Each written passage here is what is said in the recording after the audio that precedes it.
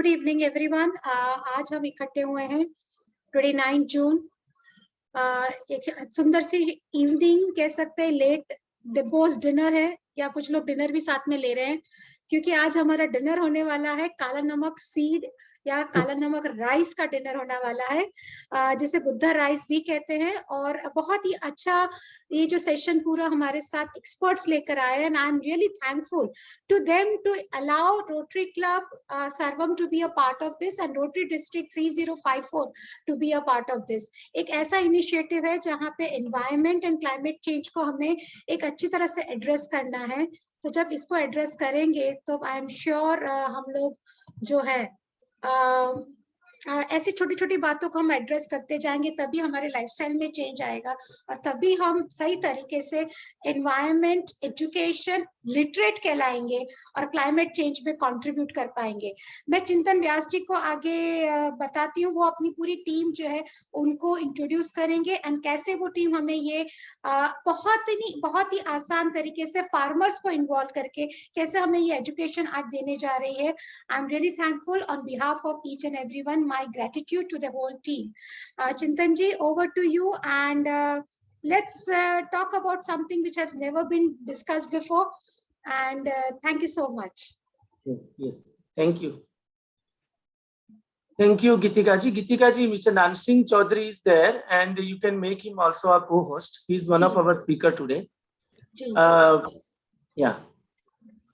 हम लोग आज का पूरा जो सेशन है वो हिंदी में लेंगे ज्यादातर। कहीं कहीं पर जरूरत पड़ेगी तो कोई साउथ इंडियन फार्मर हमारे साथ में जुड़े हैं तो will speak in English also, but हमारा फोकस रहेगा फार्मर्स को इसका कल्टीवेशन कैसे करना है, क्या है, इसके बारे में हम लोग करेंगे। Before we start, let me introduce our team members over here. जैसे कि गीतिका जी तो है he one of the team member, इसके साथ में सेजल जी है, सेजल स्वामी जी।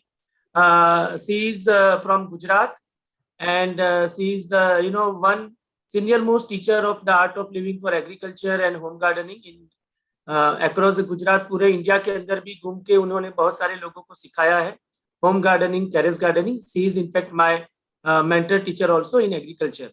thereafter I would like to introduce Kalpana ji and Nilima ji, both are there। they both are our co-teachers and team members। हम लोग सब साथ में टीचर बने हैं। We are growing together।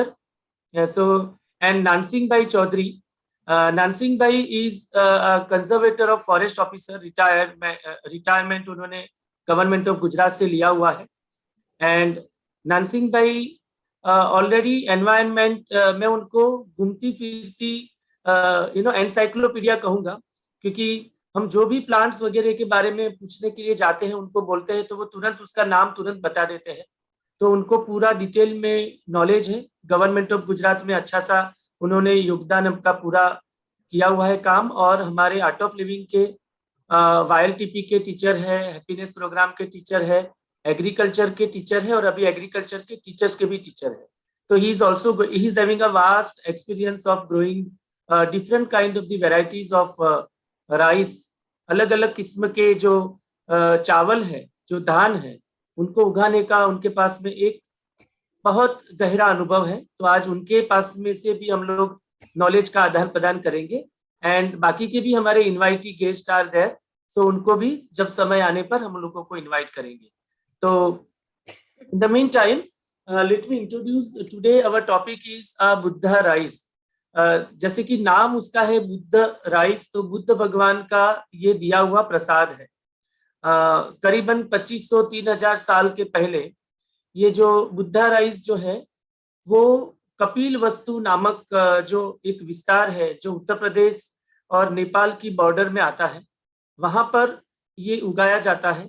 और उसके आसपास के विस्तार में जैसे कि गोरखपुर है, महाराजगंज है, फिर थोड़ा सा पार्ट नेपाल में भी आ जाता है, और कुछ बिहार के विस्तार में उसका एरिया है, जिसको गवर्नमेंट ऑफ इंडिया ने 2013 के अंदर GI इंडिकेशन दिया हुआ है। अभी ये GI इंडिकेशन क्या होता है? Geographical indication. तो ये एक शॉर्ट में मैं बता दूं कि किसी भी इंडिजिनियस चिंतन भाई, वैरायटी। मैं आपको यहाँ पे डिस्टर्ब करूंगी, आप जरा स्लाइड शो मोड में चले जाइए ना प्लीज। हाँ जी, हाँ मैं यस। हाँ, अभी सारी स्लाइड्स दिख रही है, आप एक बार स्लाइड शो होंगे तो स्लाइड पूरे ढंग से दिख पाएगी। हाँ, ये सेजल जी ने शेयर किया है ना, तो Sejal ji can make the slide show. Please, हाँ। हाँ, तो This is slideshow, already slideshow में हूँ। नहीं, वो आपको you play need play to, दबाइए, ऊपर का जो प्ले का बटन है, that you can play so that it will be a full screen. This is full screen. ओ, तो उसको जूम नहीं कर सकते आप? Okay, let me try. आपने मुझे जो I can do that. Wait. Okay because वो ट्रांजिशन वाला भी, हाँ, now this is better, yes yes, perfect, Okay, fine. या फाइन। थैंक तो यू। ये जीआई इंडिकेशन 2013 में मिला, जियोग्राफिकल इंडिकेशन, यानी कि ये एक भारत सरकार ने इसको पहचान दी है कि ये जो राइस है ये एक जियोग्राफिकल कंडीशन में, सॉइल की कंडीशन को लेते हुए, एनवायरनमेंट की कंडीशन को लेते हुए, ये एंशियंट वैरायटी के राइस जो है वो यहाँ पर उगाए जाते हैं, और ये फार्मर्स को भी बेनिफिट करता है और ह्यूमन हेल्थ बेनिफिट भी हमारे हैं, वो हम आगे जाकर उसकी चर्चा करेंगे। ये अंग्रेजों के समय में यहाँ पर ब्रिटिशर्स लोग उसकी कल्टीवेशन करवा कर उसको ब्रिटिश में उसको एक्सपोर्ट किया करते थे, और आज की तारीख में भी ये इंडिया के अंदर कम जाना जाता है, लेकिन आउट ऑफ द कंट्री ये ज्यादा जाना जाता है। एंड यूएसए के अंदर जो speciality of the rice, speciality rice of the world, ऐसे करके जो एक किताब है, उसके अंदर टॉप मोस्ट जो राइस है, जो सेंटेड है, एरोमेटिक है, उसके अंदर ये काला नमक यानी कि बुद्धा राइस को उन्होंने उनका भी जिक्र किया गया है। बुद्ध भगवान ने कहते हैं कि ये गिफ्ट में यानी कि प्रसाद के रूप में दिया था। उसके बाद में ऐसा बोला कि आप इसको उगाओ और मैशी लैंड के अंदर, यानी कि जहां पर दलदली है, जहां पर पानी का रुकाव ज्यादा रहता है, ऐसी जमीन के ऊपर उसको उगाया जाए तो ये आपको बरसों तक मेरी याद खुशबू के रूप में देगा और लोगों को बीमारियों से बचाएगा। बीमारियों से बचाएगा उसका मतलब कि ये धान के अंदर खास करके जिंक है। सो जिंक डेफिशिएंसी बेस्ड जो भी डिसीज होते हैं, हम लोगों ने कोरोना के समय में देख लिया कि जिंक की टैबलेट खाते थे, राइट? तो zinc deficiency and even iron deficiency, when there is a iron deficiency, ये जब आयरन की डेफिशिएंसी रहती है लोह तत्व की, तो हमको ब्रीदिंग रेस्पिरेशन सिस्टम में भी प्रॉब्लम आता है और हमारे लंग्स भी खराब होते हैं। तो ये सारी सिस्टम में से या ये सारी बीमारियों से दूर करने के लिए ये प्रसाद रूप दिया गया ये चावल है, ये राइस है, जिसको धान कहते हैं, और साउथ इंडिया में पेड़ी कहते हैं उसको ये, और गुजरात की जो टिपिकल हमारी जो भाषा है उसमें डांगर कहते हैं। तो ये इसके बारे में आज हम लोग जानकारी लेंगे, और मैं सेजल जी को मैं कहूंगा कि वो अभी आगे वो और नानसिंह भाई इसके बारे में चर्चा करें विशेष में से। बाकी के लोगों को मैं ये रिक्वेस्ट करूंगा कि whatever your questions are there, whether you would like to get this rice, आपको उसको यूज करना है, उसके बारे में ज्यादा जानकारी चाहिए तो वी आर ऑलवेज अवेलेबल। इस सेशंस के अंत में हम लोग 10-15 मिनट का ओपन सेशन कर देंगे, इंटरेक्टिव सेशन कर देंगे, जिसमें आप प्रश्न पूछ सकते हैं। सेजल जी आप कंडक्ट करिए। थैंक यू चिंतन भाई। ओके, तो बहुत सारी वैरायटीज होती है ना, कहते हैं हजारों की वैरायटीज में राइस भारत में होते थे, और कई राइस जो है वो अभी अवेलेबल ही नहीं है। तो कहीं कहीं हमने देखा कि भारत में कुछ पुराने मंदिर है जो उनके पास भगवान को भोग लगाने के लिए कुछ वैरायटीज को सेव किया गया है ना। तो ये भी एक वैरायटी है जो बुद्ध भगवान के थ्रू प्रसादी में मिली थी, और ये वापस रिकवर हुआ है और हम आप तक लेके आए हैं, है ना। तो बहुत सारी वैरायटीज में, जैसे गुजरात में कोलम बहुत है, हम लोग अगर यहाँ देखे तो कृष्ण कमोद है ना, ये भी फिर बासमती है, ये सारे राइसेस है। लेकिन ये राइस और हम जो आज टॉपिक पे बात कर रहे हैं, ये राइस में क्या डिफरेंस है वो हम थोड़ा सा देखेंगे, है ना। कुछ डिफरेंसेस और बेनिफिट्स तो ऑलरेडी चिंतन भाई ने हमको बताए। अभी वी विल टॉक अबाउट कि हाउ वी कैन ये पूरे राइस को हम कैसे इसको बोए और इसका हार्वेस्टिंग तक इसका कैसे लेके जाए। सो पहले तो मैं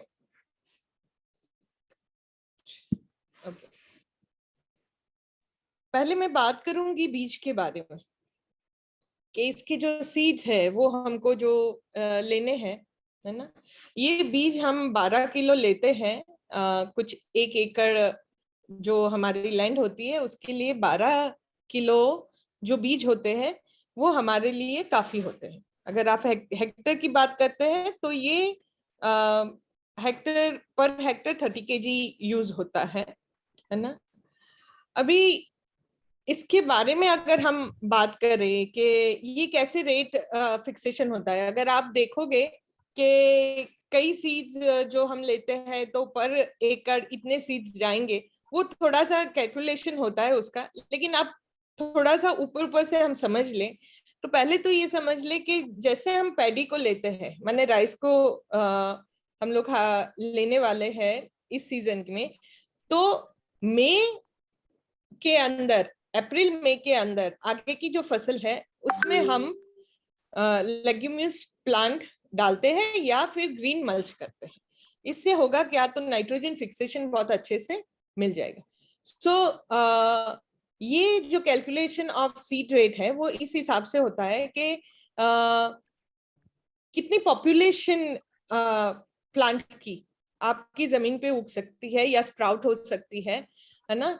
बहुत ज्यादा भीड़ ना हो जाए और उसके कारण उनको जो न्यूट्रिशन लॉस हो या सन हार्वेस्टिंग है वो प्रॉपरली ना हो, इसलिए कुछ ऑब्जर्वेशंस और कुछ एक्सपीरियंस से या एक्सपेरिमेंट से ये तय किया जाता है कि इतना किलो राइस हम लेते हैं 1 एकड़ में। ओके, तो I will be talking about 1 एकड़ ओवर हियर। ओके, तो अभी जो बीज हमको मिले हैं वो बीज को हमको क्या करना है, पहले तो हम ये समझे। तो बोले नर्सरी बेड्स हमको क्रिएट करनी है। हाँ, तो ये नर्सरी बेड्स क्यों क्रिएट करनी है, तो ज्यादातर मैं आगे भी आएगा ये पॉइंट, हम प्रॉपर टाइम पे अगर इसको बोते हैं तो इसकी अरोमा न्यूट्रिशन को हम सेव कर सकते हैं। अगर जल्दी से थोड़ा सा अगर हमने बो लिया या थोड़ा देरी से बो लिया तो इसका इफेक्ट रहता है इसकी जो क्वालिटी निकल के आती है उसके ऊपर। ठीक है, तो इसीलिए आपको प्रॉपर टाइम से अगर बोना है तो ऐसा नहीं कि हम बारिश की राह देखें या ये करें, तो इसीलिए नर्सरी बेड्स रेडी कर देते हैं। तो नर्सरी बेड अगर आपकी रेडी है तो बारिश का अगर समय आ जाता है या बारिश होने लगती है उससे पहले हम ये इसको रीप्लांटेड कर सकते हैं, ट्रांसप्लांट कर सकते हैं, है ना। तो यहाँ पे हमने देखा कि कम से कम 1 एकड़ अगर आपकी जमीन है तो 1 एकड़ जमीन के लिए हमको 100 स्क्वायर फीट जितना जो जगह है उसमें सीडलिंग्स रेडी करने हैं, है ना। जिस सीडलिंग को हम रोपा कहते हैं, फिर आप पनेरी कहते हैं हिंदी में, आप नॉर्थ साइड चले जाओ तो सिपलिंग्स हम रेडी करने के लिए बेड बनाने जरूरी है। तो यहाँ पे हम जो बात कर रहे हैं वो बात कर रहे हैं वेट बेड जो होता है मेथड, उस पे हम बात कर रहे हैं।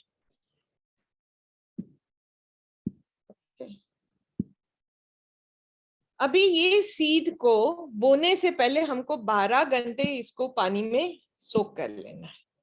ठीक है, 12 घंटे सोक करने के बाद इसको या तो आप जमीन पे, खुली जमीन माने पत्थराली जमीन, मिट्टी में नहीं, पत्थराली जमीन पे आप फ्लोर पे खुला कर दीजिए या फिर आप कोई जूट बैग में बांध के रख दीजिए, है ना। अभी इसको स्प्राउट होने देना है हमको, क्योंकि ये स्प्राउट हुए सीड को उपयोग करना है हमको सीडलिंग बेड पे डाल के उसमें से सेपलिंग्स रेडी करने के लिए। ठीक है, got it.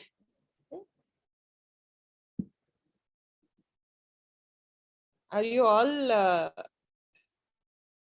can listen? Yes, Okay, yes, Sejal ji. Yes, Sejal ji. We are all with you. No worries. Okay. Actually, my screens is. नहीं, I have purposely made kept you in the pin so that people can listen to you and see the screen together. Fine. Okay. So हम लोग बात कर रहे थे कि कैसे इसको 12 घंटे सोक करने के बाद 24 घंटे इसको रखना है और इसके अंदर हमको इसकी स्प्राउट निकले, है ना, या तो जूट बैग में बांध लीजिए, जैसे हम लोग घर पे जैसे स्प्राउट करते हैं मूंग वगैरह की, वैसे ही इसको भी स्प्राउट करना है। जैसे ही ये स्प्राउट हो गए, आपके 24 घंटे में स्प्राउट्स निकल आएंगे, इसको हमको बेड पे जो हमने सीड बेड जो बनाई है, वेट बेड जो बनाई है, उस पे करना है। लेकिन उससे पहले हम लोग थोड़ी सी बात कर लें। कई बार हमारे पास जो बीज आते हैं, we are not sure how much it will germinate. इसमें खराब थोड़े सीड भी आ जाते हैं, या सारे अच्छे सीड भी हो सकते हैं, या कुछ percentage of seeds are not good. तो यहाँ एक सॉल्यूशन है जो जिसको सॉल्ट सॉल्यूशन कहा जाता है। ये सॉल्यूशन हमको बनाना है पानी लेके, और जैसे 1 किलो आपके पास बीज है तो उसमें 10 लीटर पानी आपको लेना है, और इसका 6.5 पार्ट इसके में सॉल्ट डालना है। अच्छा, ऐसे ना समझ में आए तो सॉल्ट तब तक डालिए जब तक कि एक अंडा या एक आलू, है ना, वो उस पर फ्लोट ना करने लगे, है ना। आप पानी में नमक डाल के उसको हिलाते जाइए, उसमें एक आलू डाल दीजिए। आलू अगर नीचे उतर गया तो पानी के अंदर नमक की और जरूरत है। ऐसे करके आप नमक वाला पानी बना लीजिए जब तक के आलू फ्लोट ना हो जाए। ओके, नाउ ये जब फ्लोट होने लगे तो इसके अंदर हमने जो 1 किलो सीड लिए हैं वो डाल दे ये 10 लीटर पानी में। आप देखोगे कि जो अच्छे वाले सीड है वो नीचे बैठ जाएंगे, बीच में है वो मीडियम है, ना बहुत अच्छे ना बहुत माने खराब, लेकिन that cannot be used in the field to जैसे हम बड़ी फसल लेते हैं तो उसमें यूज करने लायक नहीं होते, और जो ऊपर होते हैं वो खराब ही होते हैं। तो जो बीच वाले और ऊपर जो फ्लोट हो रहे हैं ना, उसको निकाल के जो नीचे वाले हैं, है ना, now we got the जो हमारे पास अच्छे वाले बीज है वो 100% अच्छे वाले बीज हमको मिल गए, है ना। This is one of the way to know अपना सीड कैसे है। अभी नमक वाले पानी से निकाल दिए, उसके बाद उसको थोड़ा सा धो के वही 12 घंटे का हमको सोक करके रखना है, और 24 घंटे उसको बांध के स्प्राउट करके फिर इसकी हमको बेड के ऊपर इसको सेपलिंग के लिए डालना है। अच्छा, उससे पहले एक साइड हमने जैसे ये सीड का प्रोसेस कर लिया, तो हमको बेड भी तैयार करने पड़ेंगे, है ना। तो बेड के अंदर हम फार्म यार्ड मैन्यूल या कंपोस्ट जो भी आपके पास अवेलेबल हो, है ना। जैसे मैंने कहा कि अगर हमको 1 एकड़ में करना है तो 100 स्क्वायर फीट जो एरिया है वो काफी है हमारे लिए, है ना। तो वो 100 स्क्वायर फीट के अंदर हम जो बेड बनाएंगे, वो बेड के अंदर हमको मैन्यूल डाल के इसको ऑलरेडी अच्छा बना देना है ना। फुल ऑफ मैं कहूंगी न्यूट्रिशन सॉइल हो, या कहूंगी कि फुल ऑफ सूक्ष्म जीवाणु से भरपूर हो। ये पहले से ही सॉइल हमने फर्टाइल कर दी, ठीक है। ये फर्टाइल सॉइल के अंदर माने 100 स्क्वायर फीट आपने ली तो उसमें 50 किलो आपको फार्म यार्ड मैन्यूल या कंपोस्ट डाल के इसको रेडी कर लेना है। Got it. फिर अभी इसके ऊपर बैच जो बनाने हैं वो थोड़ा डायग्राम में आपको दिखा रही हूँ। ये तो ये 1.5 मीटर के आपको बेड बनाने हैं। इसके बीच बीच में अभी ये बेड जो सीडलिंग की बेड है वो सीड है, राइस सीड्स जहाँ स्प्रेड करने हैं वो है, और ये जो दोनों बेड के बीच में जो जगह है वो 0.5 मीटर की है जहां पे हमको पानी भरना है। और ये बेड थोड़े से रेज्ड होंगे। कैसे रेज्ड होंगे, I will just show you. ये पानी भरा हमने, ये ऐसे रेज्ड होंगे। इसमें हमको 2 से 3 सेंटीमीटर जितना पानी हमेशा रहे है ना। ऐसे ये बेड थोड़ा सा ऊंचा करके हमको रखना है। हाँ? अब देख रहे हैं ये जो मैंने लास्ट वाली फोटोग्राफ आपको दी, एक बेड दूसरे बेड की बीच में पानी है ना। ऐसे पानी भरा जाए उतना थोड़ा सा ऊंचा बेड कर लेना है, या फिर आप कहो कि आपके यहाँ जो लैंड है वो लैंड में से बीच में थोड़े सा खड्डा कर ले जिसमें 2 से 3 इंच जितना पानी भरा रह सके। Are you getting it? Okay.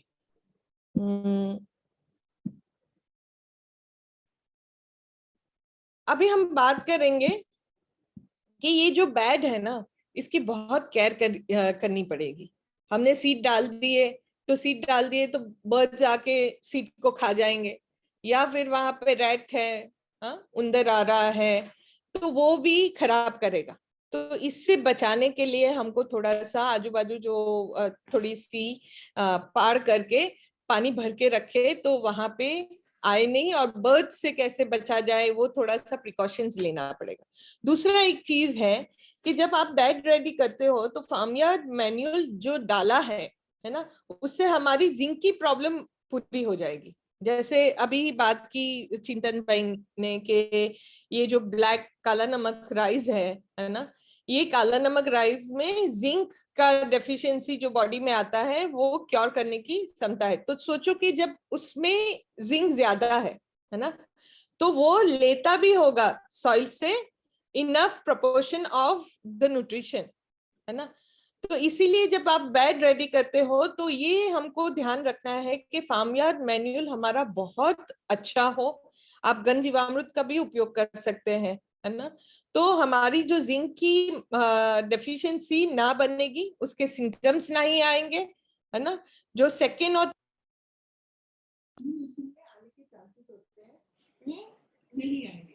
इसके अलावा अगर किसी के पास, है ना, अगर आ गए तो किसी के पास इस कोई सॉल्यूशन होगा तो we will discuss with Nansingh भाई also, and else we can share the knowledge. अभी हम बात कर रहे थे कि वेट बेड जो मेथड है ना, ये वेट बेड जो मेथड है ये ही क्यों ले रहे हैं, क्यों दूसरा नहीं। तो ये बहुत कॉमन मेथड है जो लोग उपयोग करते हैं, और ये वहां होती है जहां पे पानी की क्षमता अच्छी होती है। वैसे 5 अलग प्रकार की नर्सरी आप रेडी कर सकते हो पैडी के लिए, माने राइस के लिए। इसमें जो अभी जो बात कर रहे हैं वो है वेट बेड मेथड। फिर ड्राई बेड मेथड भी होती है। डम्बो मेथड होती है जिसमें प्लास्टिक का उपयोग किया जाता है कवर करने के लिए। मॉडिफाइड डम्बो मेथड होती है। तो ये डिफरेंट काइंड ऑफ मेथड है, लेकिन इसमें सबसे मैं कहूंगी कि यूज्ड आने वाली या लोग उपयोग करने वाले हैं करते हैं वो है wet bed method. This is just for our knowledge, ठीक है। तो वेट बेड मेथड वहां जैसे मैंने कहा वहां होती है जहां पे पानी की ये रहती है। अच्छा, अभी जहां पानी नहीं वहां वेट बेड मेथड भी करते हैं, लेकिन वो सेपलिंग के लिए ही होता है। आई थिंक सॉरी डिसेबल कर देती। जी, थैंक यू सो मच। मैं वो करने गई, बाहर निकल गया। ओके, आप कंटिन्यू करिए, मैं ढूंढ के मैं करती हूँ। जी जी, इट्स ओके। हाँ, so we were talking about wet bed method की बात जो हम कर रहे थे, है ना। तो अबंडेंट ऑफ वाटर हो वहां पे इसका उपयोग करते हैं। अगर नहीं है पानी तो भी हम नर्सरी रेडी कर सकते हैं। ये नर्सरी के बारे में ही हम बात कर रहे हैं, है ना। बाकी तो राइस के लिए पानी का जरूरत रहता है, तो आप अगर फिर इसको ट्रांसप्लांट करते हैं बारिश के वक्त वहां पे पानी रहे आपकी बेड में जहाँ पे आप इसको सो करने वाले हैं, तो वो तो पानी का जरूरी हो जाता है, वहां पे हम ड्राई नहीं कर सकते, है ना। ये सिर्फ नर्सरी के लिए टर्म यूज किया गया है, ड्राई बेड मेथड, ठीक है। अभी द रेट्स ऑफ सीडलिंग्स जो हमने आई थिंक आगे भी बात की कि कैसे इसको कैलकुलेट किया जाता है ना. So this are the levels जिसके हिसाब से ये कैलकुलेट किया जाता है कि कितने सीड्स कितने एरिया के लिए लेने चाहिए. तो स्पेसिफिक अगर हम काला नमक राइस की बात करते हैं या बुद्धा राइस की बात करते हैं तो उसके लिए हमने जो बात की कि 12 किलो पर एकड़ हम यूज कर सकते हैं, है ना. और लोकेशन वाइज है या आपका इरिगेशन है, ड्रेनेज कैसा है, हाँ, लैंड कैसी प्रिपेयर की हुई है.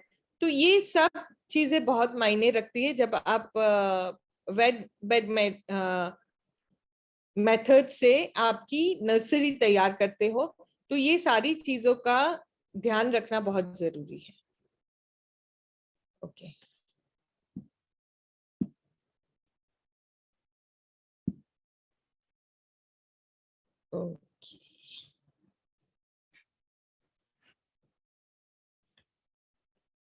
मैं ये यहाँ से मैं एनोटेशन का डिसेबल नहीं कर पा रही हूँ, तो अगर आप कोई स्क्रीन को प्लीज एक्सेस मत कीजिए.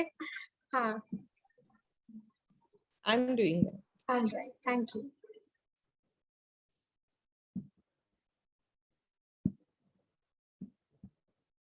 I'm also not able to do. It's okay. चल. ऑफ एनोटेशन डिसेबल करना, वो if you can just do it then I think आपका फिर इश्यू नहीं आएगा. I think host can do that, no? Okay, you want me to do that?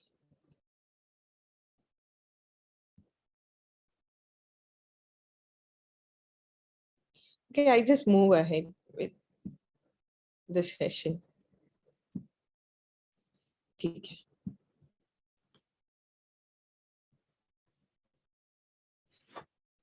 Okay. तो soil level की अगर हम बात करते हैं तो 3 से 5 सेंटीमीटर जो हमने जो बात की कि बेड एक रेज होना चाहिए, तो वो बेड रेज आप 4 से 5 सेंटीमीटर ऊपर रख सकते हैं. तो उसमें हम 2 से 3 सेंटीमीटर का पानी हम भर सकते हैं, है ना. तो रेज बेड्स होना जरूरी है, हाँ? और ये भी 4 से 5 सेंटीमीटर के रेज बेड होना जरूरी है, हाँ? फिर वो जो बीच में जो जगह है ना, वो सरफेस जो है वो बेड की वो स्मूथ होनी चाहिए. उस पे जब हम सोइंग करते हैं तो वो इक्वली प्रोपोर्शन में हम स्प्रेड कर सके, उसको हाथ से ही स्प्रेड करना है ना. और ऐसे करके हमको पूरा उस पे जर्मिनेट करना है. और इसमें जो सीड हमने जो यूज करने हैं वो स्प्राउट करने हुए, माने प्री जर्मिनेटेड फॉर 24 आवर्स जो होते हैं, वो वाले सीड हमको ये बेड पे उपयोग करना है. ठीक है. अभी बेड की केयर कैसे करना है ना. तो ये जो सीडलिंग्स है उसको पानी की कमी ना हो, इसका ध्यान रखना बहुत जरूरी है, हाँ?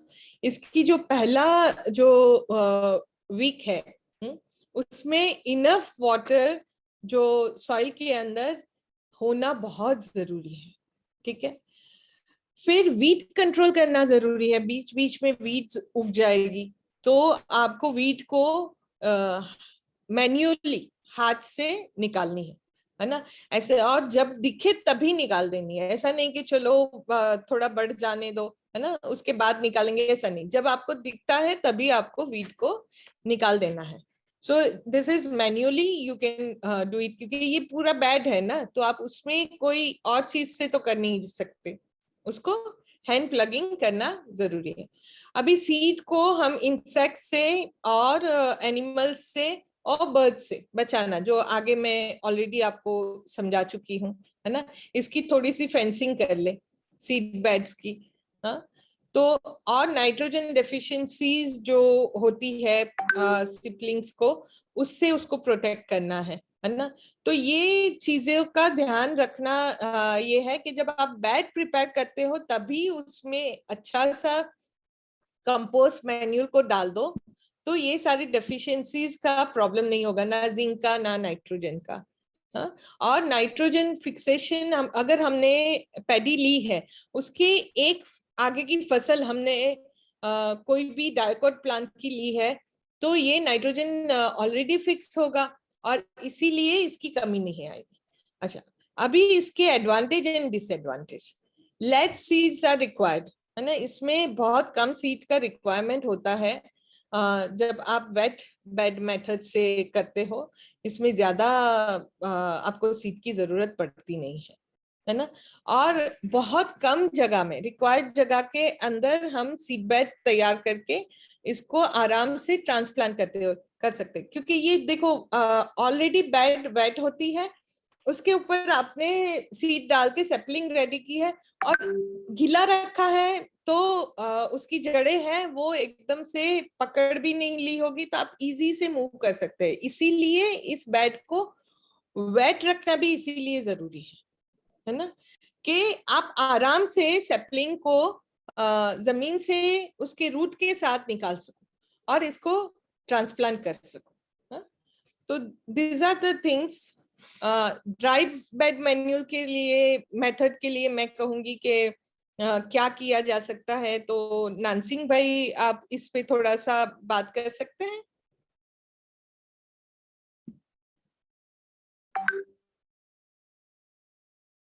सिंह भाई, आपको मैंने को होस्ट बनाया था। नानसिंह भाई लग दिख नहीं रहे इसके अंदर। सेजल जी, चिंतन भाई, कहीं वो he might have lost the connection. Maybe. Okay, then I एक cannot second, see him, Nan Singh वो भाई ये दिखते रहे। नहीं। हाँ, अच्छा है ना? नानसिंह भाई, हाँ हाँ आए। मैं आपको को होस्ट भी बना रही हूँ और आप प्लीज अनम्यूट कीजिए ना, मैंने बनाया था। हेलो। हाँ जी नानसिंह जी, थैंक यू हाँ सो जी। मच। हाँ, तो मैं आपको पिन भी कर देती हूँ। हाँ, जी नर्सरी तो तैयार हो गई जी। तो नर्सरी में क्या क्या ट्रीटमेंट करना क्या है उसके बारे में बताऊंगा। जैसे जैसे बीज जो है स्प्राउट होके होने लगते हैं, इसके 7 दिन के बाद में है ये नेचुरल फार्म की इसके करेंगे हम। नेचुरल फार्म में कैसे करते हैं इसको बताएंगे। और नानसिंह भाई, थोड़ा सा जो आप आज दोपहर में हम लोग जो बातचीत कर रहे थे, जिसके अंदर आप बता रहे थे कि जहाँ पर पानी की बहुत सारी समस्या भी है और वहां पर उनको उगाना है, तो ये वेट बेड मेथड की जगह के ऊपर थोड़ा सा जो ड्राई बेड मेथड से भी आप जो करते हो, तो वो भी कितना सक्सेसफुल है और हम वो कैसे कर पाएंगे, उसके बारे में भी आप थोड़ा सा बताइएगा। हाँ, तो वेट बेड जो है, क्योंकि कई बार होता है कि बारिश गिरने के बाद में है क्या पूरा जो है ये हो जाता है, कीचड़ हो जाता है। तो जैसे अभी उगाया है, जो है कॉटन में जो है जूट में जो है प्राउड करके उगाया है, उसको ब्रॉडकास्ट करते हैं तो वैसे वो जल्दी लग जाएंगे। तो उसमें कोई ये नहीं है, स्प्राउट किया बाद में ब्रॉडकास्ट कर दीजिए, यही मेथड हम हमारे यहाँ कर रहे हैं हम। तो उग ही जाते हैं, उगने के बाद में जो है हम ट्रीटमेंट देंगे जीवामृत की। जीवामृत को जो है पहला स्प्रे जो है वो जो सीडलिंग उगने से उगने के बाद में, अंकुरण के बाद में 7 दिन के बाद में है 10 लीटर पानी 200 ml जीवामृत का जो है सॉल्यूशन बना के हम स्प्रे करेंगे पत्तों पे, इसमें सीडलिंग पे।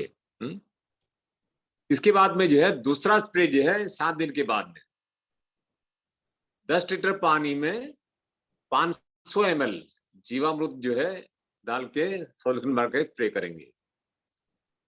और लास्ट स्प्रे जो है हम जो है सीडलिंग ट्रांसप्लांट से पहले 5-7 दिन पहले खट्टी छाछ बटर मिल्क है देसी गाय का, वो जो है 10 लीटर में जो है 200 ml मिला के सॉल्यूशन बना के उसको स्प्रे करेंगे, ताकि जो है बराबर उसका ग्रोथ हो पाएगा। तो 21 दिन के आसपास, 20 से 21 दिन के बाद में जो है हम इसको सीडलिंग को ट्रांसप्लांट करेंगे।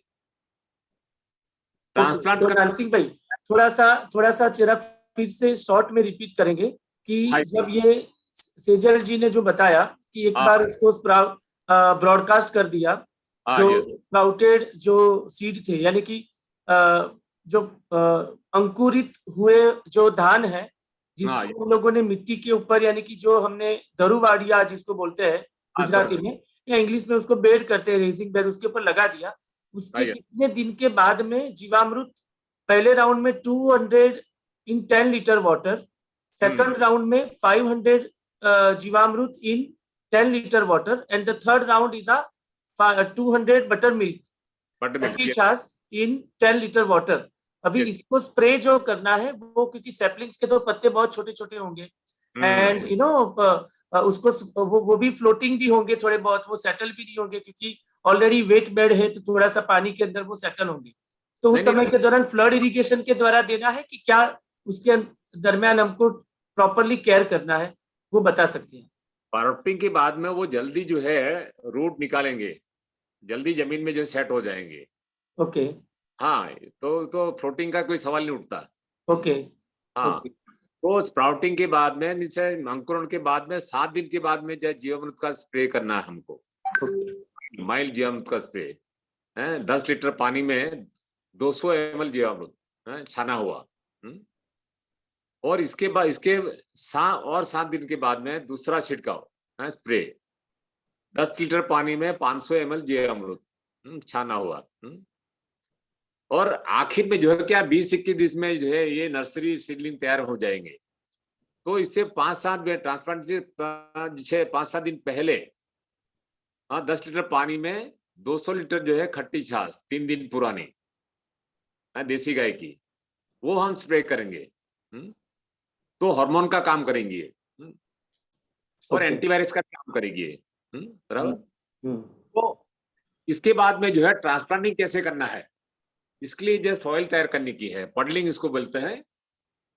तो अच्छी सी तरह से जो है, जैसे पहले जो है ग्रीन मल्चिंग कर दिया था पहले, तो पूरा को जो है कल्टीवेट करना है पूरा, और उसमें जो है 200 केजी घन जीवामृत मिलाना है। यानी कि मेन फील्ड जो जहां पर हमको ट्रांसप्लांट करना है उसकी बात कर रहे हैं ना आप? हाँ, इसकी बात कर रहा हूँ। हाँ, तो 200 किलो घन जीवामृत स्प्रेड करना है। फिर बाद में 200 लीटर जीवामृत पर एकड़ पूरा स्प्रेड करना है, पूरे 1 एकड़ में जीवामृत। हाँ, जीवामृत 200 लीटर। तो इसको फिर बराबर मिलाना है कल्टीवेटर से। और फिर ये जो है उसमें ज्यादा पानी भी नहीं रहे, ज्यादा जो है कीचड़ भी नहीं रहे, ऐसी पोजीशन करने की है। इसलिए पानी भी ऑप्टिमम रखना है। ज्यादा पानी होगा तो ट्रांसप्लांटिंग में थोड़ा दिक्कत आएगी। ओके। इसलिए पानी जो है कम मात्रा में रखना है। और पडलिंग मीन से कीचड़ बराबर हो जाए, पडलिंग इसको बोलते हैं हम। बाद में जो है हमारा जैसे जो पेसिंग जो है, जो 20 या 25 सेंटीमीटर का पेसिंग है जापानी पद्धति से, या फिर कंटी मेथड भी हम कर सकते हैं। वैसे ज्यादातर जो है हम जो करते हैं जापानीज मेथड से, मीन रो में करते हैं, वो का स्टिंग लगा के जो है वो करते हैं। जो 20 या 25 सेंटीमीटर पेसिंग 2 या 3 सीडलिंग लगाते हैं। और सीडलिंग लगाने से पहले जो है बीजामृत में जो है, बीजामृत उखाड़े हुए सीडलिंग को जब हम जो है नर्सरी में से उखाड़ेंगे तो पानी बराबर देना है। पानी देने के बाद में उसको उखाड़ना है। उखाड़ने के बाद में जो है उसको जो है बीजामृत में 1 या 2 मिनट में रूट को ट्रीटमेंट देना है। 1 या 2 मिनट जैसे ट्रांसप्लांट करना है। 1 या 2 मिनट ना? 1 या 2 मिनट। हाँ, रूट्स ओनली। हाँ, इसके बाद में हम व्हाट इज द मेथड, आप किस प्रकार से, यानी कि कोई टम्बलर जैसा हाथ में रखते हैं और उसके अंदर सारे सीड को इकट्ठा करते हैं कि? हाँ, गमले में करके बीजामृत। आप डायग्राम में देख सकते हैं कि एक टब जैसा लिया है, वो टब में नीचे अपने बीजामृत ले लिया और सिपलिंग्स उसी के अंदर हम डालते गए, तो नीचे है तो रूट्स ऑलरेडी डूब जाएंगे अंदर, और फिर आप वापस लगा सकते हैं। रूट्स ओनली डूबने चाहिए। उसके बाद में जो है ये हम जो है ट्रांसप्लांटिंग करेंगे। और ट्रांसप्लांटिंग करने के बाद में 1 महीने के बाद में जो है हम जीवामृत का स्प्रे करेंगे। पहले होगा 5%, दैट मीन्स 100 लीटर पानी में 5 लीटर छाना हुआ जीवामृत का स्प्रे करेंगे 1 महीने के बाद में, जब ये ट्रांसप्लांटिंग के बाद सेटल हो जाएगा, ये हो जाएगा, और 1 महीने के बाद में हम स्प्रे करेंगे। और जो है पानी के बारिश में तो पानी आता रहेगा, तो उसके साथ जो है, उसके साथ में जो है 15 दिन में अंतराल पे जो है हम जीवामृत भी जो है उसको देते रहेंगे, पानी में भी। हाँ, 4-5 जगह जो है स्प्रेड कर देंगे तो पूरा जो है स्प्रेड हो जाएगा। लेकिन छिड़काव कैसे करना है, छिड़काव का जो है शेड्यूल, पहला छिड़काव हम 1 महीने के ट्रांसप्लांटिंग के 1 महीने के बाद में करेंगे। उसमें 100 लीटर पानी में 5 लीटर जीवामृत छाना हुआ उसका स्प्रे करेंगे, क्योंकि लीव्स टेंडर होंगे, मीन्स इसलिए जो है 5 लीटर ही लेना है। इसके बाद में दूसरा छिड़काव जो है 21 दिन के बाद में, उसमें 150 लीटर पानी में 10 लीटर, दैट मीन्स 7/5% है सॉल्यूशन, तो उसका छिड़काव करेंगे। जब भी छिड़काव करेंगे तो धूप होनी चाहिए, बादल होंगे तो हम छिड़काव नहीं करेंगे। जैसे छिड़काव करते हैं वो जो पत्ते जो है 7-8 सेकंड में जो है उसको एब्सॉर्ब कर लेंगे। बादल नहीं होना है, धूप होनी जरूरी है। और तीसरा छिड़काव है 21 दिन के बाद में, दूसरा छिड़काव के 21 दिन के बाद में 200 लीटर पानी में 20 लीटर जीवामृत, दैट मीन 10%। और ये जो है हमारा जो बुद्धा राइस जो है ना 140-50 दिन का जो क्रॉप है, तो हो सकता है चौथा छिड़काव भी करना पड़ेगा, तो वो भी 200 लीटर पानी में 21 दिन के बाद में है। तीसरा छिड़काव के बाद में 21 दिन के बाद में 200 लीटर जीवामृत, 200 लीटर पानी में 20 लीटर जीवामृत। अच्छा नानसिंह भाई, ये मेरे ख्याल से 130 दिन के बाद में हार्वेस्टिंग होगा ना? वैसे तो जनरली उसका फ्रूटिंग का समय 50 डेज के बाद में शायद शुरू होगा। आई थिंक अक्टूबर, मिड अक्टूबर के आसपास में उसको फ्लावरिंग स्टेज उसका शुरू होता है ना जनरली। तो फ्लावरिंग स्टेज में जो है दूध अवस्था में, जो दाने में दूध अवस्था में बनने लगेंगे, तभी हमको जो है खट्टी छाछ का जो यूज करना है, स्प्रे करना है। तो 200 लीटर पानी में 5 लीटर खट्टी छाछ 3 दिन पुरानी देसी गाय की बनाई हुई छाछ को स्प्रे करना है। तो दाने में जो है ये करने से जो है दाने में जो है रूप सा सुगंध वगैरह उसमें ज्यादा आएगा, उसका वजन भी बढ़ेगा और स्वाद सुगंध भी और बढ़ेगा। हाँ, और एंटीवायरस का, हार्मोन का काम करेगा ये। तो जो है लास्ट जो है छिड़काव है खट्टी छाछ का करना है। ऐसे जो हम जो छिड़काव का शेड्यूल करेंगे, और बाद में जो है जो इसके बाद में जो है जब दाने पकने लगेंगे, तो पकने लगने के बाद में क्या होता है कि पत्ते पीले पड़ने लगेंगे। पीले पड़ने लगेंगे तो पूरा जो है राइस का फील्ड पीला कलर का हो जाएगा। और फिर हम देखेंगे कि जो है दाने भी पकवे होने लगेंगे। और थोड़ा ड्राई होने के बाद में, पीले पत्ते हैं, थोड़ा ड्राई होने के बाद में हार्वेस्टिंग का हम कर पाएंगे। ये पूरा जो है right from nursery to harvesting, up to harvesting, transplanting and harvesting तक का हमारा ये शेड्यूल रहेगा। और बीच बीच में जरूरत पड़ने पर जो हम जो है चूसिया प्रकार की जो है सकिंग पेस्ट जो कई बार आ जाते हैं, तो इसके लिए जय निमास्त्र हम यूज करेंगे। निमास्त्र का जो है वो हम 100 लीटर में 5 kg गोबर, 5 लीटर गौमूत्र और जो है 10 kg जो है नीम के पत्ते डाल के बनाते हैं। वो 2 दिन में तैयार हो जाता है।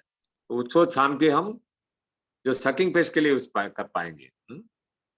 तो क्या है, प्रिवेंटिव मेजर के तौर भी हम 1 महीने के बाद में जो है बीच में शेड्यूल में हम इसको यूज करेंगे।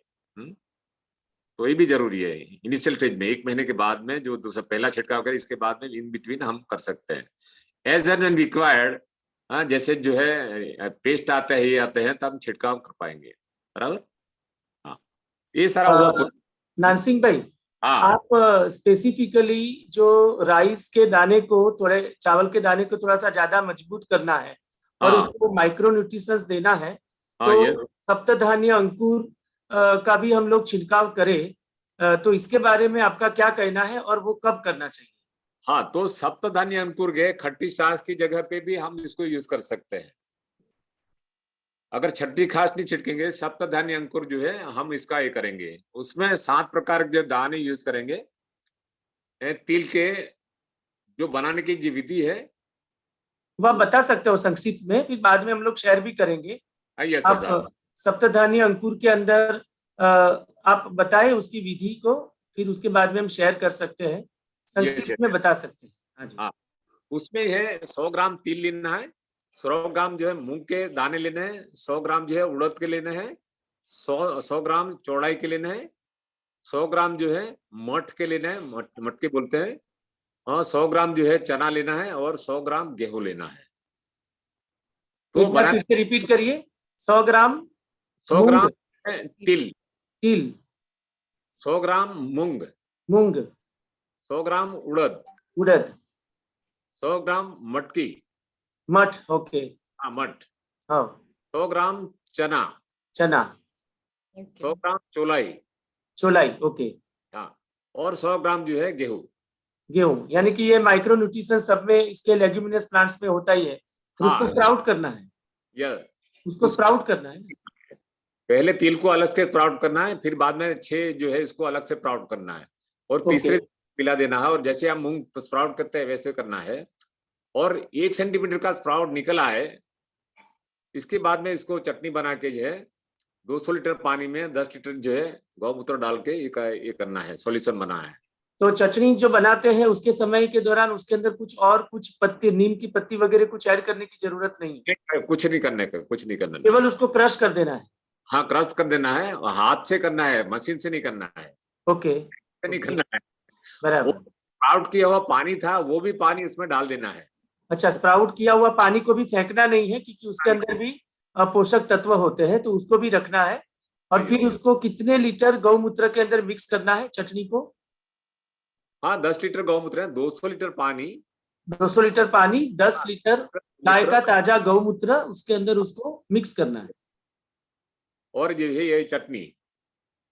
अच्छा, फिर उसका छंटकाव कैसे करना है? इसका छान करना उसको, छान के इसको हम सीधा छिड़काव कर सकते हैं, हम छान के इसको छिड़काव कर सकते हैं। ओके, अभी हम लोग इसको जब छिड़काव करते हैं तो उसके जो नोजल्स होते हैं वो चौकअप ना हो जाए, उसके लिए उसको छान लेते हैं। जब छानते हैं तो उसके जो भी कंटेंट्स होते हैं, जो भी पार्टिकल्स होते हैं, वो उसके अंदर वो निकलता है। तो उसको क्या हम खेत में डाल सकते हैं कि उसका क्या करना चाहिए? अच्छा दिन में डाल सकते हैं, अच्छा दिन में डाल सकते हैं, स्प्रेड कर देंगे, फेंकना बाहर, उसमें भी हार्मोन से।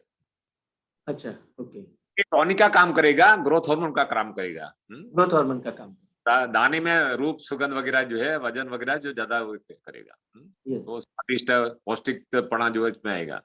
तो सप्तधान्य अंकुर आफ्टर 1 मंथ और 1.5 महीने के बाद में छिड़काव करें? अवस्था में, दूध की अवस्था में, दाने दूध की अवस्था में आएगी तभी करना है।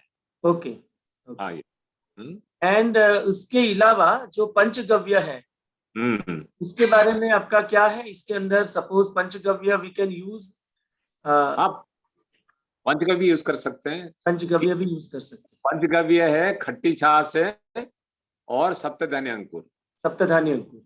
हाँ, तो मेरा अनुभव है कि सप्तधान्य अंकुर बहुत बढ़िया काम करता है, मेरा अनुभव ही है, एक्सपीरियंस है। और कभी वेजिटेबल भी हम यूज करेंगे ना, तो वेजिटेबल में जो है कद जो है साइज बढ़ जाएगी। जैसे मैं वो टिंडोरा मैंने डाला था तो इसकी साइज डबल हो गई।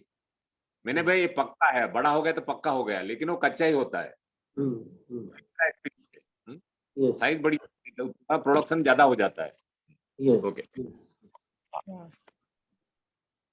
ओके, और अभी मैं थैंक यू नानसिंह भाई, अभी बाद में और भी बातचीत करते हैं।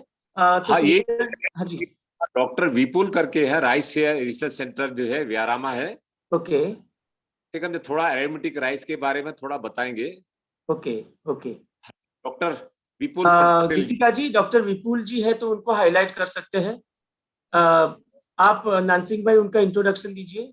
विपुल पटेल जी है व्यारा से। हाँ, प्यारा। उनको ओके, मैं को होस्ट बना रही हूँ, उनको अनम्यूट करने को बोल रही हूँ। ठीक है, विपुल भाई आपको मैंने को होस्ट बनाया है। हाँ जी, गुड इवनिंग टू ऑल। हाँ जी। मेरा नाम डॉक्टर विपुल पटेल है। मैं regional rice association Navsari agriculture university व्यारा सेंटर से हूँ और करीब 21 साल से राइस रिसर्च में हूँ। जो ये काला नमक गन है वो ट्रेडिशनली, जैसे आपने आगे भी डिस्कस किया है, वो यूपी, ईस्टर्न यूपी, जो नेपाल के सराउंडिंग, नेपाल बॉर्डर पे के 5 डिस्ट्रिक्ट में होता है और उसको जीआई टैग है। जैसे हमने तभी वो काला नमक ऐसा ब्रांड करके बेच सकते हैं।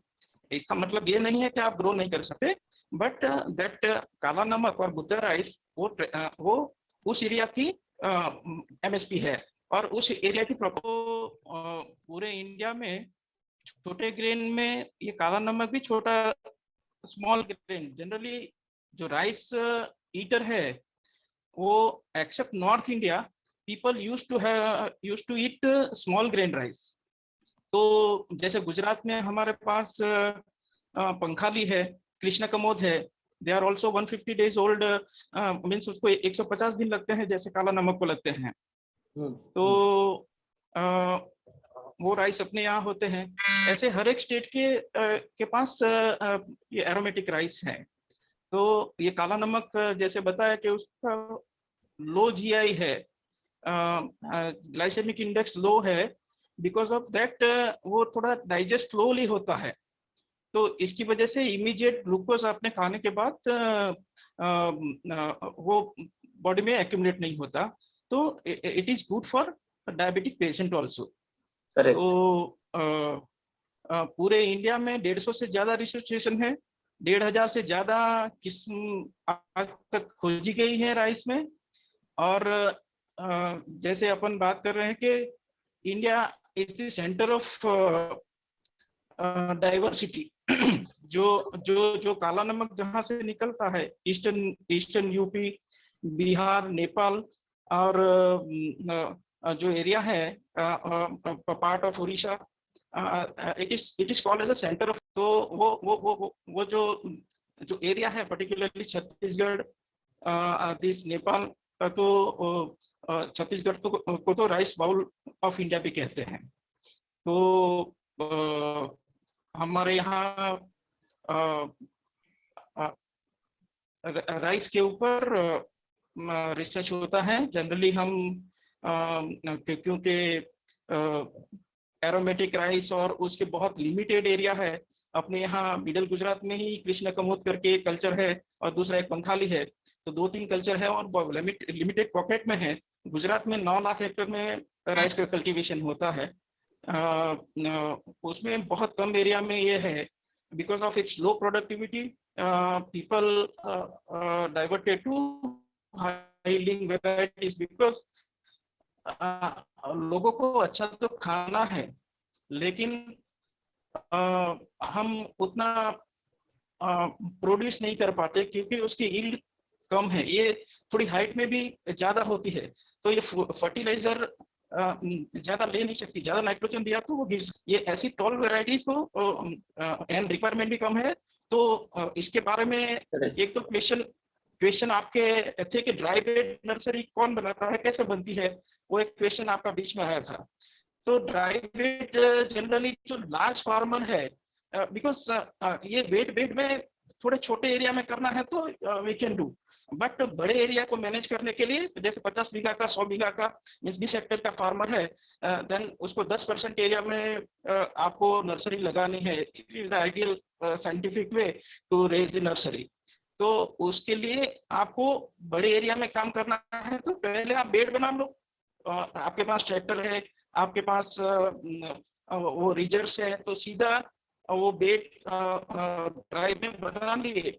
जैसे हम कल्टीवेटर डालते हैं, उसके बाद रोटरी करते हैं, जैसे तो एकदम फाइन बेड हो जाए, और फिर उसमें रिजर्व चला के 1.5 करके, जैसे मैडम ने बताया वैसे हम बेड बना सकते हैं। तो Yes. वो बड़े फार्मर के लिए है, जब छोटा फार्मर है तो वेट बेड से चल सकता है। करेक्ट। दूसरा आपने डेपो की बात की, तो डेपो की, हाँ, डेपो राइस जो है वो से इंटरनेशनल राइस इंस्टीट्यूट फिलीपींस है, वहां से ये मेथड निकली है। वो सॉइल लेस है, मीन्स आप 10-12 दिन में नर्सरी रेज कर सकते हैं और उसको ट्रांसप्लांटिंग कर सकते हैं। उसके लिए जैसे मैडम ने बताया 12 घंटे आपको सुकिंग करके लगाना है। देन हम जनरली 24 आवर करते हैं हमारे यहाँ, इट डिपेंड्स। और 24 आवर्स आप उसको मसलिन क्लॉथ और जूट बैग में दबा के लगाएंगे तो you can have a sprout, and आप उसको then you can spread on पक्का floor, it will germinate. You have to have a little shade because it doesn't have the soil. So ये डेपोक मेथड है जो इसमें every day you have to irrigate for at least 3 times. वो आप sprinkler अपन kitchen garden use करते हैं जो इससे भी कर सकते हैं। तो बहुत छोटे एरिया में बहुत जल्दी से नर्सरी रेज करना है, देन वी गो फॉर डेपोक मेथड।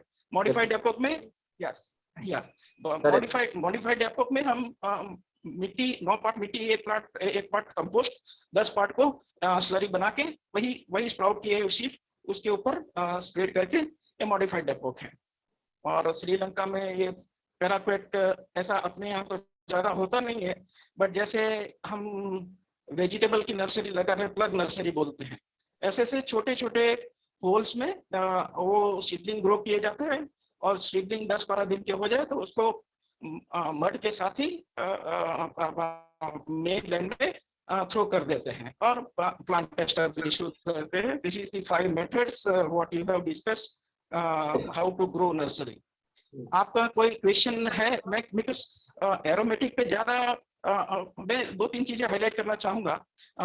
एक तो ये टॉल वेराइटीज हैं, तो जनरली हम 19 से 21 दिन का रिकमेंडेशन करते हैं कि आप 19 से 21 दिन का ट्रांसप्लांटिंग कीजिए, बट क्योंकि ये 5 फुट 6 फुट तक हाइट जाती है इसकी, तो उसको थोड़ा लेट से प्लांटिंग किया तो आप उसको लॉजिंग से बचा सकते हैं, वो ज्यादा हाइट आएगा नहीं। दूसरा एक मेथड आप ऐसा भी कर सकते हैं कि ट्रांसप्लांटिंग के 60 दिन बाद 60 डेज आफ्टर ट्रांसप्लांटिंग एक आप ऊपर 30 सेंटीमीटर तक ऊपर से कट कर दीजिए, सो दैट उसकी हाइट थोड़ी कम हो जाएगी, वो गिरेगा नहीं और आपका जो लॉजिंग की वजह से जो लॉस हो रहा है वो नहीं होगा। These are the techniques by which you can reduce the height and you can avoid the lodging and you can have a better crop. ठीक, आप मुझे क्वेश्चन पूछ सकते हैं क्योंकि बहुत वाइड टॉपिक है, तो आप मेरा भी जहाँ विपुल जी अभी थोड़ी देर के बाद में अभी बाकी के जो टॉपिक है वो कवर करने के बाद में we'll have a questions and definitely आपने जो सजेस्ट किया उस अनुसार ये एरोमेटिक प्लांट का मैं खाली यहाँ पर ये बता दूं कि जब एटमॉस्फेयर में गर्मी ज्यादा रहती है तब आप उसको ट्रांसप्लांट करते हो तो उसकी एरोमा होती है वो उसके पत्तियों में चली जाती है एंड वो आप जब उसके फील्ड में जाओगे, आप उसके धान के खेत में जाओगे तो आपको उसकी सुगंध आएगी, महक आएगी, आपको अंदर दिल से खुश हो जाओगे कि अरे मेरे धान के अंदर बहुत सुगंध आएगी। लेकिन वो पत्तियों के अंदर से वो ट्रांसप्लांट होकर वो ग्रेन्स के अंदर, दाने के अंदर वो सुगंध कब जाएगी? जब कूलर एटमॉस्फेयर होगा तब। Am I correct doctor Vipul? Because जब वातावरण ठंडा रहता है, यस, जब वातावरण ठंडा रहता है तभी वो ग्रेन के अंदर वो महक, उसकी एरोमा उसके अंदर एंटर होती है। तो it's a little bit a very tricky situation कि आपको सुगंध वाले कोई भी चावल उगाने हैं तो आप जल्दी से उगा दिए उसके परफेक्ट टाइम के ऊपर तो आपको ग्रेन का यील्ड ज्यादा मिलेगा। लेकिन गर्मी का एटमॉस्फेयर में आपने उगाए तो आपको सुगंध कम आएगी। तो सुगंध लेने के लिए जुलाई एंड अगस्त के फर्स्ट वीक तक उसको ट्रांसप्लांट करिए और उसके नर्सरी बनाने का जो समय है वो 15 जुलाई तक आप करेंगे तो थोड़ा बहुत आपको यील्ड में प्रॉब्लम आएगा। बट अभी पहली बारिश हो गई है, ठंडी भी अभी थोड़ा बहुत कूलर एटमॉस्फेयर है, 25 to 30 degree temperature is very much required so far as this aroma content को अपने रखना चाहते हैं। तो Thank you, Vipul ji. I will ask Sejal ji now to continue further in this regard. So, Sejal ji, we can now very quickly we can go through up to the harvesting level because majority topics has already been covered. Okay almost cover कर लिया है, लेकिन जो transplant किया हमने, वो transplant जो है वो हमको कितने अंतर पे करना है ना, तो ये इसकी मेजरमेंट है। थोड़ी सी मैं आपको बता दूं कि सीधा रोज बनाना जरूरी है, माने अच्छी रहती है, जिसमें हम दो पौधों के बीच में 20 सेंटीमीटर रखें और जो लाइन हम क्रिएट कर रहे हैं उसमें 15 सेंटीमीटर रखें। ये काला नमक जो राइस हम बोएंगे उसके लिए है। और ये ईस्ट टू वेस्ट हो तो सन हार्वेस्टिंग बहुत अच्छे से हम प्लांट ले पाएगा, इसलिए इसको ईस्ट टू वेस्ट लाइनिंग करनी बहुत जरूरी है। सो और फर्टिलिटी के लिए, फर्टिलाइजर के लिए हमने अभी नानसिंह भाई ने हमको ऑलमोस्ट बता दिया है।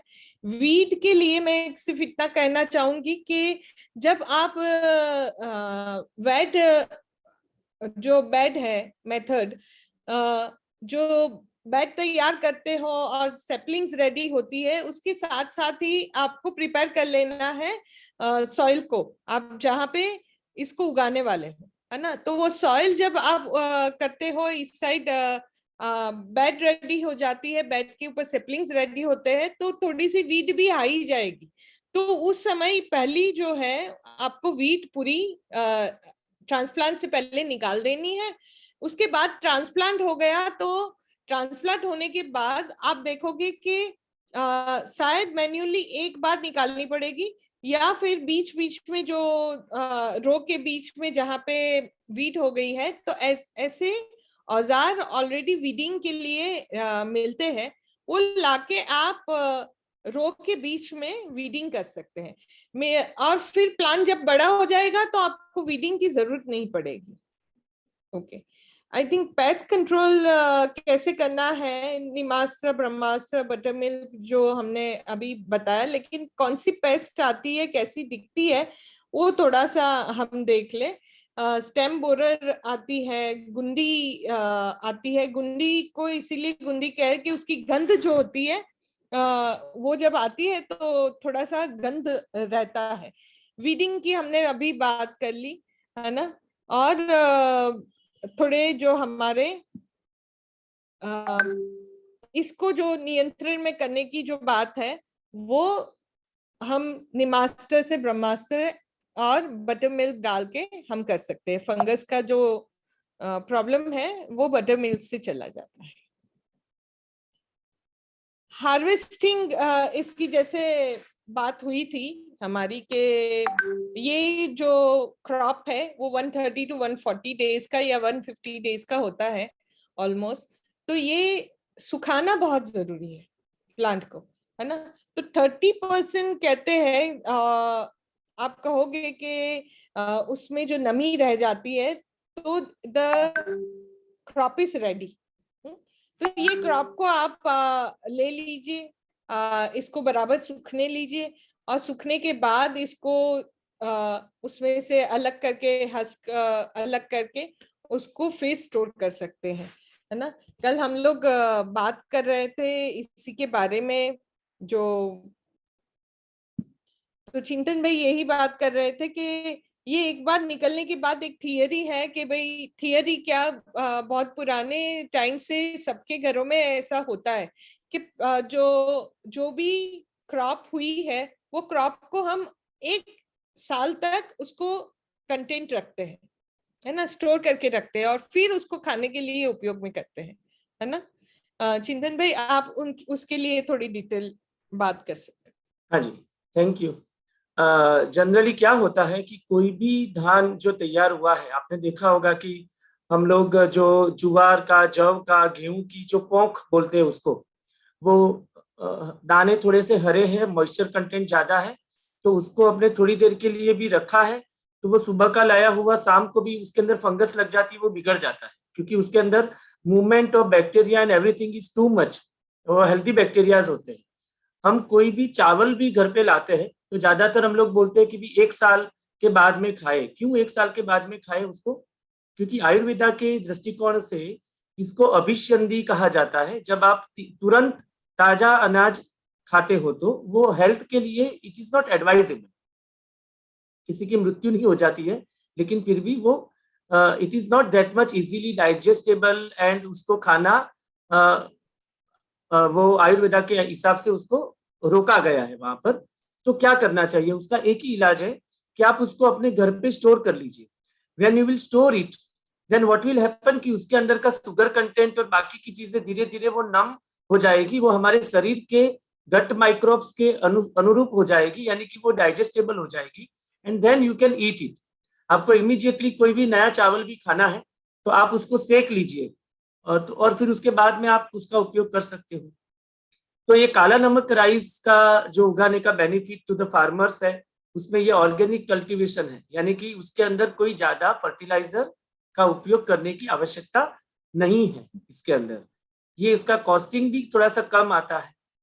दूसरा कि ये पानी कम लेता है दूसरे बासमती की कंपैरिजन में, और ये डिजीज रेजिस्टेंट है क्योंकि ये जो दूसरे चावल जो दूसरे जो धान होते हैं उसके अंदर स्टीम बोरोअर एंड गुंधी बोलते हैं, यानी कि उसका गंध से उसकी वो जीवात का इंसेक्ट्स का नाम पड़ा हुआ है, उसको गुंधी कहते हैं। तो ये क्या करेगी, ये एक अजीब किस्म की स्मेल उसके अंदर से आती है और वो पूरे धान के यानी कि उसके अंदर घुस जाती है, उसकी डालियों के अंदर घुस जाती है और वो पूरा उसको खराब कर देती है। तो उसको निकालने के लिए भी हम लोगों को normal as compare to other जो चावल के धान की खेती के अंदर हम लोग जो यूज करते हैं ऑर्गेनिक पेस्टिसाइड्स, जिसके अंदर हम लोग अभी नीमास्त्र कहते हैं। तो नीमास्त्र से अभी मेरा दोपहर में बातचीत चल रहा था ये नानसिंह भाई के साथ में, तो उन्होंने अलग अलग वैरायटी की किस्में उगाई है। तो उसके अंदर जो भी जीवात आती है, जो भी इंसेक्ट्स आते हैं, तो उसको कंट्रोल करने के लिए नीमास्त्र से उनका काम आसानी से हो जाता है। और अभी उन्होंने ये बताया कि नीमास्त्र लगाओ या ब्रह्मास्त्र का भी आप उपयोग कर सकते हो। ये सारी चीजें ये बेसिक नेचुरल फार्मिंग के ये एक पिलर्स है, नीमास्त्र, ब्रह्मास्त्र, अग्निअस्त्र, इवन ये सप्तधान्य अंकुर और ये good quality of the farm yard manure. और मैं हमेशा लोगों को ये एक अपील करता हूँ कि जब आप फार्म फील्ड आपका मेन जो तैयार करते हो, जब उगाने से पहले, जिसको यहाँ पर गुजराती में लीलो पड़वास भी कहते हैं या उसको ग्रीन मल्चिंग कहते हैं, उस प्रकार की जमीन की उर्वरकता को बढ़ाने के लिए आप जो भी प्रयत्न करोगे, जितना बेस्ट क्वालिटी का सॉइल को आप मजबूत करोगे, तो उतना कम परेशानी आपको उसमें होगी क्रॉप को पेस्ट मैनेजमेंट करने के लिए, यानी कि जीवात नियंत्रण जो भी करना होता है उसके अंदर कम मेहनत पड़ेगी। जब आप पहले से ही हेल्दी सॉइल रखोगे तो हेल्दी प्लांट होगा आपका। आप नेक्स्ट स्लाइड करिए सेजल जी।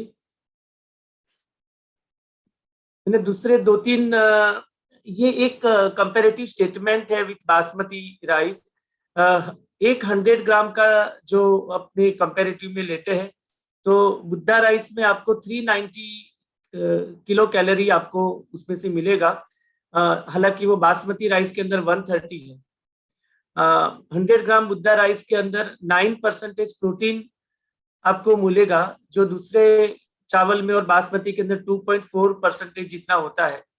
तो 90% जितना कार्बोहाइड्रेट है, 2% जितना डाइटरी फाइबर है।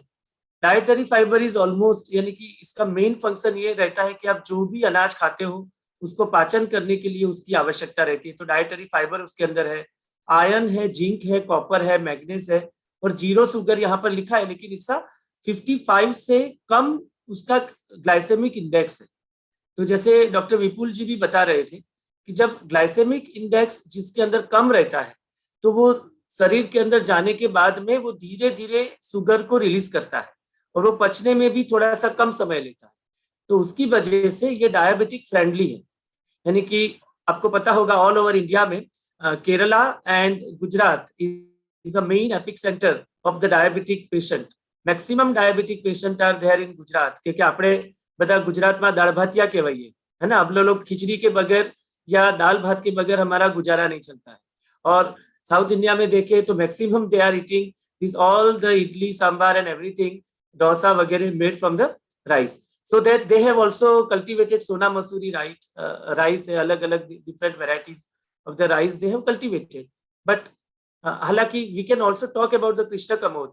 हमारे मध्य गुजरात से लेकर उत्तर गुजरात का जितना भी पट्टा है जमीन का, हम जिस धरती के ऊपर अभी है, ये कृष्ण कमोद की वैरायटी है. Kamod is also a very good variety of the rice as compare to basmati. उसका भी ग्लाइसेमिक इंडेक्स कम है, लेकिन हर एक यानी कि एरोमेटिक जो हमारी वैरायटीज थी उसमें आप जानकर हैरान हो जाओगे, मोर देन 300 वैरायटीज जो इंडिया के अंदर थी. इंडिया अभी आज की तारीख में भी ऑल ओवर वर्ल्ड में रूल कर रहा है so far as the aromatic rice is concern. और उसके अंदर इस प्रकार के गुद्दा राइस जैसे चीजों को जब हम बाहर के कंट्रीज वाले उसको ले रहे हैं और उसको जीआई इंडेक्सेशन भी मिल चुका है, तो ऐसे राइस हम लोगों को भी हमारी सेहत के लिए उसका जरूर से उपयोग करना चाहिए. ये outside the basmati we have already talked, GI tagged है, शुगर फ्री है, 40% हायर न्यूट्रिशन है, स्ट्रॉन्ग एरोमा है. So this is all. And health benefit again ये एंटीऑक्सीडेंट है. इस ऑल मैं ये स्लाइड के बाद में उसको थोड़ा सा मैंने 2-3 जो पॉइंट मुझे जो बताने हैं, the uniqueness of this Kala Namak rice that I would like to share, if I can share right now.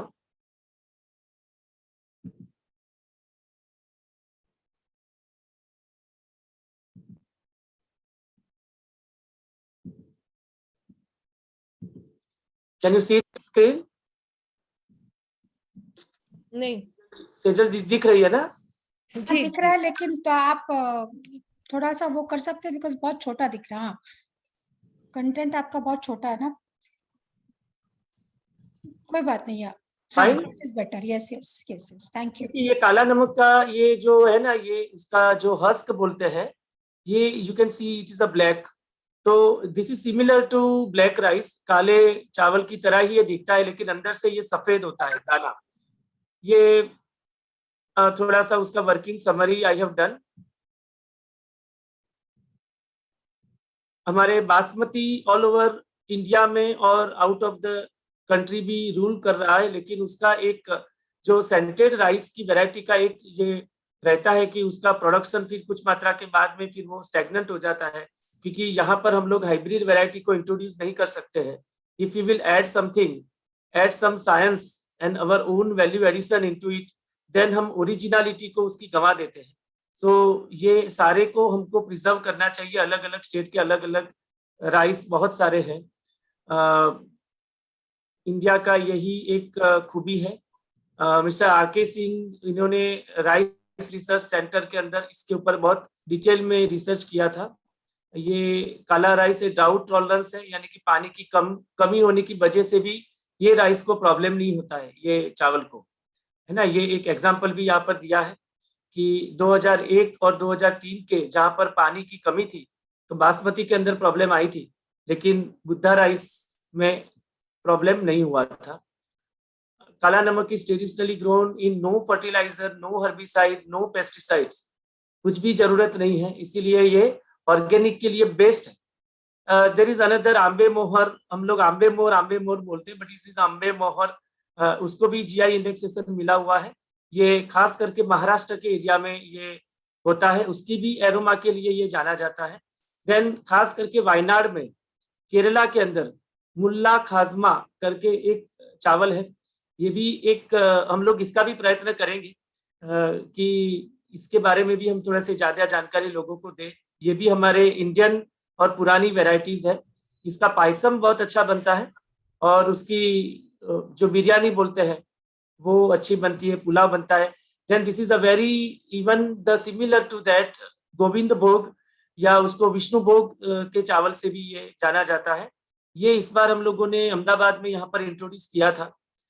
इसका भी हम लोग कर सकते हैं और नानसिंह भाई ने भी इसको उगाए हैं. इसके अंदर भी उनको बहुत अच्छा सा सक्सेस मिला हुआ है. इसको थोड़ा सा ज्यादा भिगोना पड़ता है, उसके बाद में उसको पकाते हैं. कहते हैं कि उड़ीसा के अंदर भी और जगन्नाथपुरी के अंदर भी आज भी ये कृष्ण भगवान को भोग चढ़ाने के लिए ये चावल का यूज किया जाता है, गोविंद भोग है। देन हाँ, ये मुझे एक बताना था, जो लोग यहाँ पर बॉटनिकल साइंस वगैरह करते हैं उनको ये इसके बारे में थोड़ा सा ज्यादा समझ में आएगा कि काला Namak is a strongly photo period sensitive variety with short basic vegetative phase. ये जो शब्द है उसको एक आसानी से समझने का तरीका ये है कि कोई भी प्लांट, कोई भी वृक्ष या छोड़ होता है तो उसकी पत्तियों का जो एटमॉस्फेयर का जो असर होता है, प्रकाश संश्लेषण की प्रक्रिया होती है, वो डिपेंड करती है कि कितने समय के लिए कॉन्स्टेंटली उसको लाइट मिल रही है और कितने समय के लिए उसको कॉन्स्टेंटली अंधेरा मिल रहा है, क्योंकि अंधेरा भी इतना ही इंपॉर्टेंट है, दोनों चीजें। तो उसके हिसाब से उसकी सेंसिटिविटी को मापा जाता है।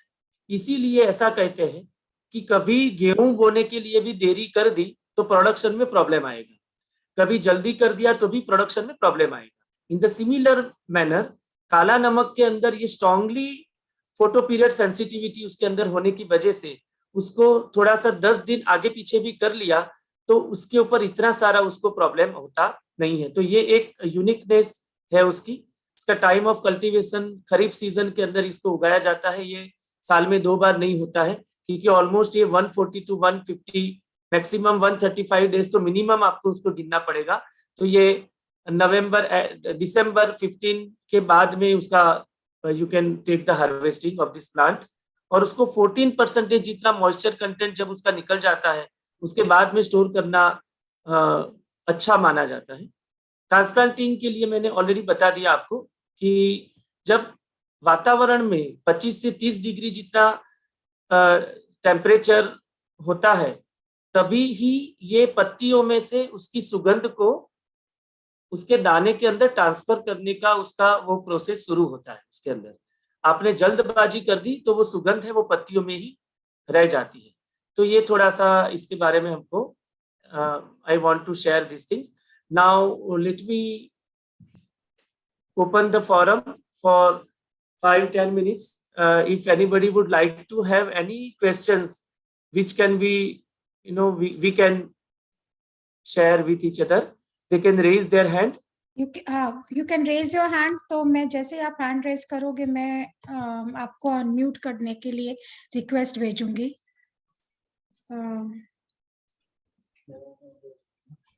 Any questions from anyone?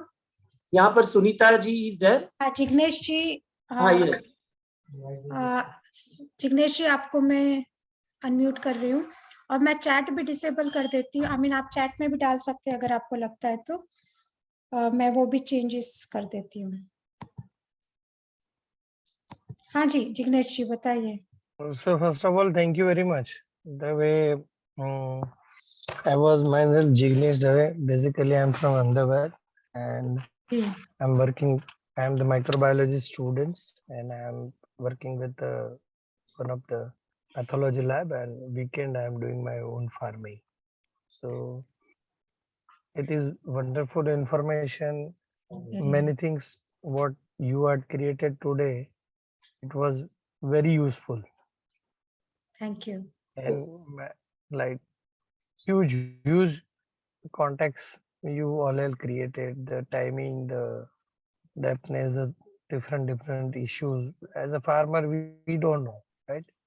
We already is created from the reference of surrounding farmer, and this is very pinpoint and very useful information. So thank you. No questions. Thanks. Thank you. Thank you. Thank you so much for your feedback. Rakesh Kumar ji मैं आपको unmute करने को कह रही हूँ। Doctor Rakesh Kumar Gangwar ji आप please unmute yourself.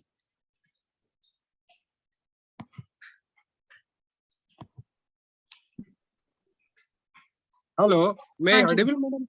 Yes, you are.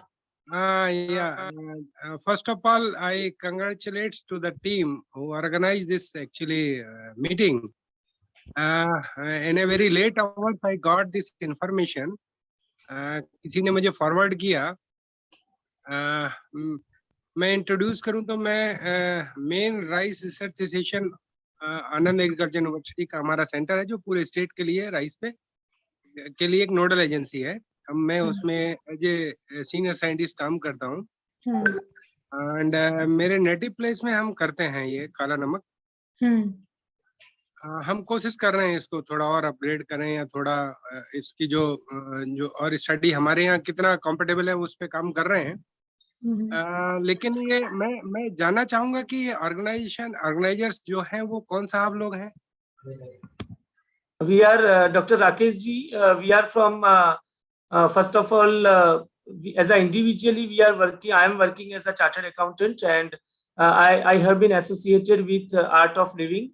And Art of Living का Sri Sri institute of agricultural sciences and research technology trust जो है उसके अंतर्गत we are teaching farmers as a non conventional traditional farming, जिसको हम लोग हमारे वैदिक परंपरा का जो ट्रेडिशनल फार्मिंग कहते हैं वो सिखाते हैं। और हमारे साथ में गीतिका जी है, वो भी हमसे, वो रोटरी क्लब के अंदर भी है। तो different group of people have join together and so that यहाँ पर क्या है कि फार्मर्स भी है और उपभोक्ता भी है। तो इस प्रकार की जो वेराइटीज है उसको लोगों के सामने उजागर करने का हमारा ये प्रयत्न था।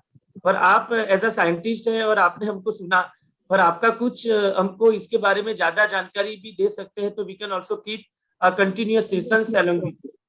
राकेश जी, आपका फीडबैक क्या है? बिकॉज आप बोल रहे हो कि आपके नेटिव में काला नमक आप उगा रहे हो, तो व्हाट इज योर फीडबैक? मतलब how is it accepted by people and we actually want that लोगों की डिमांड बढ़े ताकि फार्मर्स उसको ज्यादा तरीके से अच्छी तरह से ग्रो करे और उनको बेनिफिट मिले। सो एब्सोल्युटली, बिल्कुल मैडम, मैं जरूर आपको शेयर करूंगा। इसकी डिमांड क्या है, ये ट्रेडिशनल होता ही है। कोई जैसे आप साहब ने शेयर किया था कि कृष्ण कमोद हमारे जो गुजरात में कर रहे हैं, खासतौर से अपने मध्य गुजरात के क्षेत्र में करते हैं, ट्रेडिशनली करते हैं, हमारे लैंड ऐसे। इसी तरह से काला नमक काफी समय से हो रहा है, वो काफी अपग्रेडेशन भी आए उस वैरायटी को, कई साइंटिस्टों ने इम्प्रूव भी किया। इम्प्रूव मींस कोई जेनेटिकली उसको मॉडिफाई नहीं करते, उसका सिलेक्शन करके प्योरिटी मेंटेन करते हैं। करेक्ट। वो प्योर कैरेक्टर उसके मेंटेन रहे, तो उस पे काम करते हैं लोग और बहुत अच्छा है। मेडिसिनल पर्पज से और हमारे हेल्थ को लेके इसकी एक्सेप्टेबिलिटी है। वहां पे लोग इसको ग्रो कर रहे हैं और मार्केट में इसकी रिटर्न भी अच्छा है जो फार्मर ग्रो कर रहे हैं उनके लिए। मैं यहाँ पे कुछ फार्मर्स को कोशिश भी कर रहा हूँ कि वो करें, लेकिन आपके फोरम पे मैंने जैसे मैसेज पढ़ा इमीडिएट में जुड़ा, क्योंकि जो एफर्ट आप कर रहे हैं वो मैं पिछले एक वीक से कर रहा हूँ कि कोई मिले तो हम उसे थोड़ा सीड दे दें। Yes yes. तो मेरे पास प्योर लाइन है थोड़ा एंड कोई नहीं, लेकिन अगर कोई एक बहुत जो इम्पोर्टेंट चीज है कि इसकी ड्यूरेशन थोड़ी है 140 से 145 दिन तक। हमारे यहाँ पे मेरे हिसाब से ज्यादा इश्यू इसलिए नहीं आएगा क्योंकि नॉर्थ में क्या है कि टेम्परेचर दीपावली के आसपास, नवंबर के आसपास सडन डाउन जाता है। हमारे यहाँ दिसंबर एंड तक हम ले सकते हैं इसको, नो प्रॉब्लम। तो ये टाइमली अगर कोई कर रहे हैं तो बहुत अच्छा रिटर्न उनको मिल सकता है, इसको कर सकते हैं। गोविंद भोग भी जिन लोगों ने किया है मैं उनको जानता हूं और they are getting good return and बहुत अच्छी वेराइटी है गोविंद भोग। अगर किसी को मिले वो खीर बनाए, बहुत टेस्टी बनती है, वेरी गुड राइस। तो इस तरह से, लेकिन एफर्ट्स बहुत अच्छे हैं आपके। मैं चाहूंगा, क्योंकि मैं श्री से जयपुर में जब मेरी पोस्टिंग थी तो मैं जुड़ा हुआ था आर्ट ऑफ लिविंग से। उसके बाद यहाँ आके थोड़ा चूंकि मैं आनंद में रहता हूँ और थोड़ा मूवमेंट ऐसे रहे कि मैं नहीं अब कनेक्टेड हूँ उनसे। लेकिन आपको जब भी जरूरत लगे मैं मेरा नंबर शेयर कर लूंगा, आप बात करें। आप चैट में राकेश जी अपना नंबर दे दीजिए। आपकी जो बात की कि आपके पास प्योर लाइन सीड्स हैं, तो आई थिंक चिंतन जी आपको तो इंटरेस्ट आएगा ये डेफिनेटली। और वो बता रहे हैं कि सीसी से अभी कनेक्ट नहीं है, तो ऐसा नहीं है, हमारे थ्रू सीसी से कनेक्ट हो गए हो आप, तो उसकी कोई चिंता नहीं है। So thank you Rakesh ji, and you can unmute. There is one another person is in line. He is Rotary Club of Capital है, आपको अनम्यूट किया हुआ है, you can give your। हाँ मैम, मैं rotary club of capital Gandhinagar से president Partha Thakkar बात कर रहा हूँ। हाँ जी पार्थ। काफी इंफॉर्मेटिव सेशन रहा और काफी इंफॉर्मेशन मिली जो मैं अपने रोटरी मेंबर्स को भी शेयर करूंगा जो इसके साथ जुड़े नहीं है। मुझे एक चीज जाननी थी कि जो ब्राउन राइस जो अभी मिल रहे हैं जो काफी महंगे भी होते कंपेरेटिव नॉर्मल राइस से, मगर कुछ बातें सुनने में ऐसी भी आई है कि ब्राउन राइस पॉलिश की हुई राइस होती है जो हेल्थ के लिए अच्छी नहीं होती है, तो सही क्या है? या ब्राउन राइस सेहत के लिए very good questions and it is good for all to understand.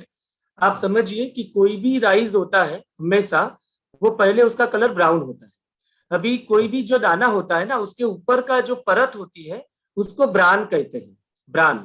फिर उसके अंदर का जो तत्व होता है उसको एंडोस्पर्म कहते हैं, और जिसके थ्रू जो दाना जर्मिनेट होकर तैयार होता है उसको जर्म कहते हैं। I am very much careful right now because 2-3 scientists are there, but still however क्षमा करना, मेरा जितना भी नॉलेज है as a chartered accountant I am trying to share.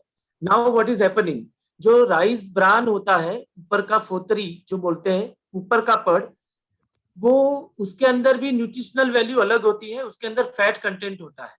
अभी किसान लोग क्या करते हैं कि जब उसके ब्राउन राइस को स्टोर करना है तो उसके ऊपर की परत को निकालना नहीं है, तो क्या होगा कि फैट कंटेंट होने की वजह से वो जल्दी से बिगड़ने की संभावना हो जाती है, इसीलिए उसको मेहनत ज्यादा पड़ती है। इसीलिए that is the one of the reason कि ब्राउन राइस थोड़े से महंगे मिलते हैं।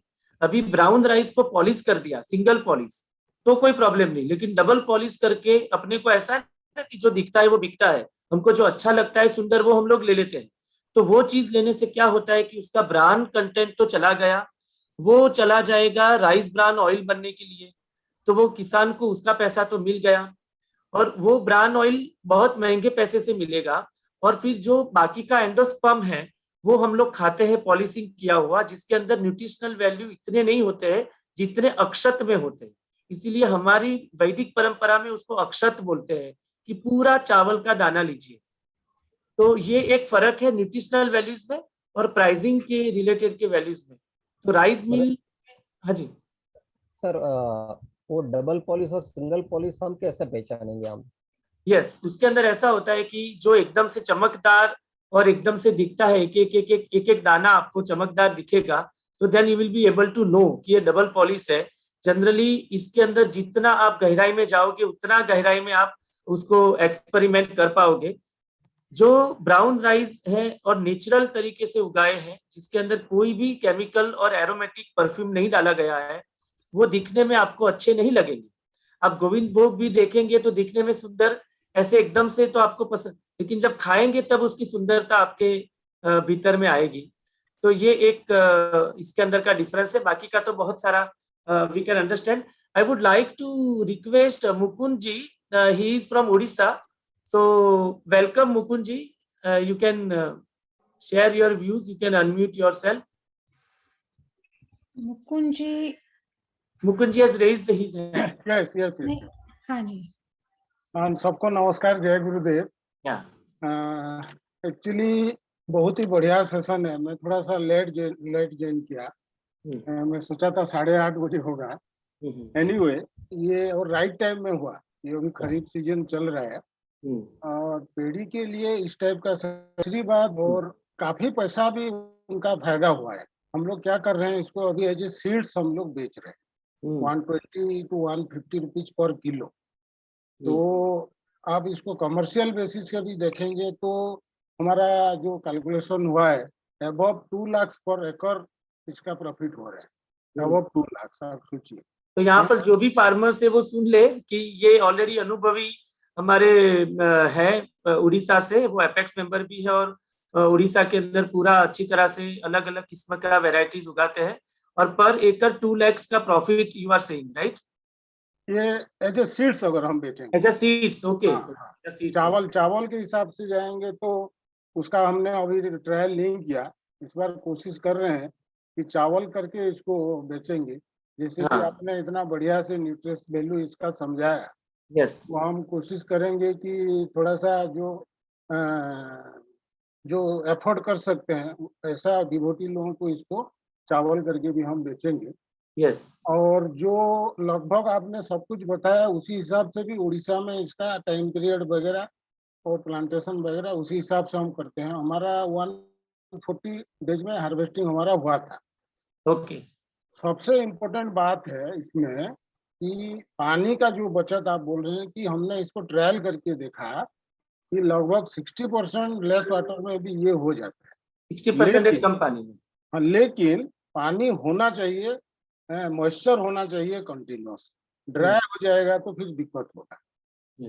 लैंड में आपका थोड़ा सा पानी या मॉइस्चर अप टू आपका अक्टूबर नवंबर तक होना चाहिए। अच्छा, ये फार्मर लोगों को थोड़ा सोचना चाहिए। बारिश नहीं भी हुआ तो पानी का इंतजाम होना चाहिए, आसपास में कोई अपॉर्चुनिटी होना चाहिए पानी का इरिगेशन की। और तीसरी बात जो है, ये एक्चुअली हाइट भी जो बोल रहे हैं आप लोग, ये सही बात है, अबव 5 फीट हो रहा है। यस, उसका गिर जाने का भी बहुत संभावना रहता है। थोड़ा सा भी ज्यादा हवा हुआ तो गिर जाने का भी इसका, लेकिन गिर जाने के बाद भी सबसे इम्पोर्टेंट बात है वेस्ट नहीं हुआ। वेस्ट नहीं हुआ। बाकी का जैसे जनरल केमिकल में वेस्ट हो जाता है, खराब हो जाता है दाना, इसमें दाना खराब नहीं हो जाता है। ये भी बहुत बड़ा प्लस पॉइंट है। तो ये एक्चुअली हर जगह में हमको थोड़ा थोड़ा प्रमोट करना चाहिए। और जैसे कि मैंने लास्ट टाइम भी बताया था, अगर उड़ीसा का वेराइटी आपको किसी को भी सीड्स चाहिए तो अभी भी अवेलेबल है हमारे पास, जो ब्लैक राइस है। ज़्यादा नहीं है लेकिन हम शेयर कर सकते हैं, आप किसी को भी अगर चाहिए। हम जरूर से करेंगे मुकुंद जी। यहाँ पर मेरे अरविंद भाई करके एक फार्मर है, जयेंद्र भाई करके है, doctor Shruti Shukla, she is also here right now. तो ये 4 फार्म लोगों ने तो बताया है कि they are going to experiment at least in 1 or 2 bigha land this Kala Namak rice they are going to grow. वैसे तो बुद्ध भगवान ने बताया था कि ये एरिया के बाहर जाओगे तो वो अपनी एरोमा और सुगंध को गंवा देगा। तो हम बुद्ध भगवान से प्रार्थना करेंगे कि गुजरात के अंदर भी उसकी वो करे, उनकी प्रसादी हमको मैं इसलिए बोल रहा हूँ कि मैं एक्चुअली जानना चाहता हूँ कि सेम वैरायटी है कि अलग अलग है। आपका जो गुजरात का काला नमक आप जो बोल रहे हैं और जो उड़ीसा का कलावती, ये सेम है कि थोड़ा सा हमने वहीं से ही, अपने बिहार से ही मंगवाए उसको, बोध गया से। और तो अभी देखेंगे, एक्सपेरिमेंट करते हैं इस बार। और एटलीस्ट सपोज यहाँ पर नहीं भी होगा तो हम, मेरा ये रिक्वेस्ट है, आप भी थोड़ा सा वो काला नमक ना ज्यादा नहीं होने से भी 4-5 किलो अगर भेज लेंगे तो हम भी इधर इसको ट्रायल कर सकते हैं। जरूर से, जरूर से, जरूर से। Thank you. मैं रिक्वेस्ट करूंगा, Uma ji is there, our project director and our mentor teacher is there. Uma ji, can you please unmute yourself and Kritika ji can even. मैंने उमा जी को को-होस्ट बना दिया है। Okay, Uma ji can you please. या जय गुरुदेव, सबको जय गुरुदेव। I'm listening about this polish. No, Naidu has got a point to say. He called me up. I said, "You tell."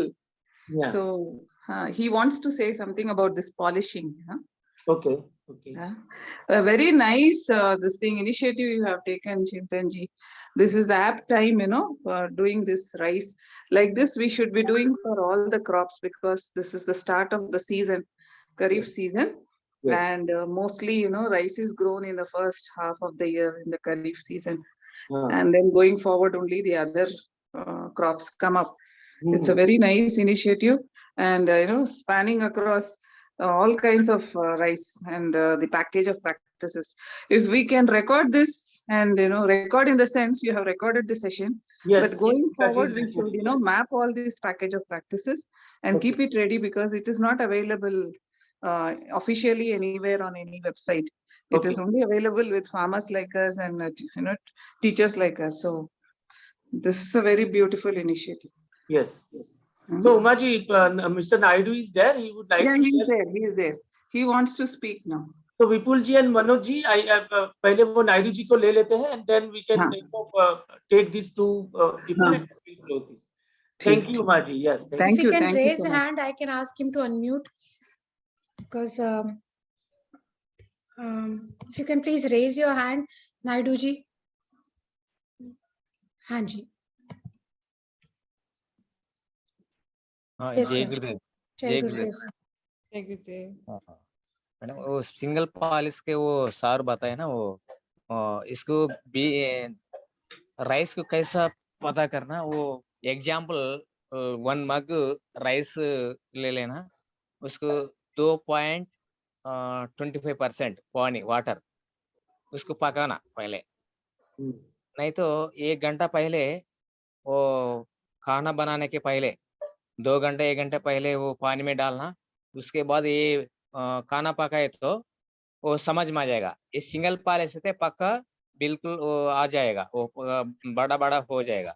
नहीं तो वो डबल पॉलिश है तो ये पूरा खराब हो जाएगा। इसलिए वो राइस को थोड़ा एग्जाम्पल 1 ग्लास नहीं तो 1 ग्लास राइस को 2 ग्लास 0.25 वाटर मिक्स करना।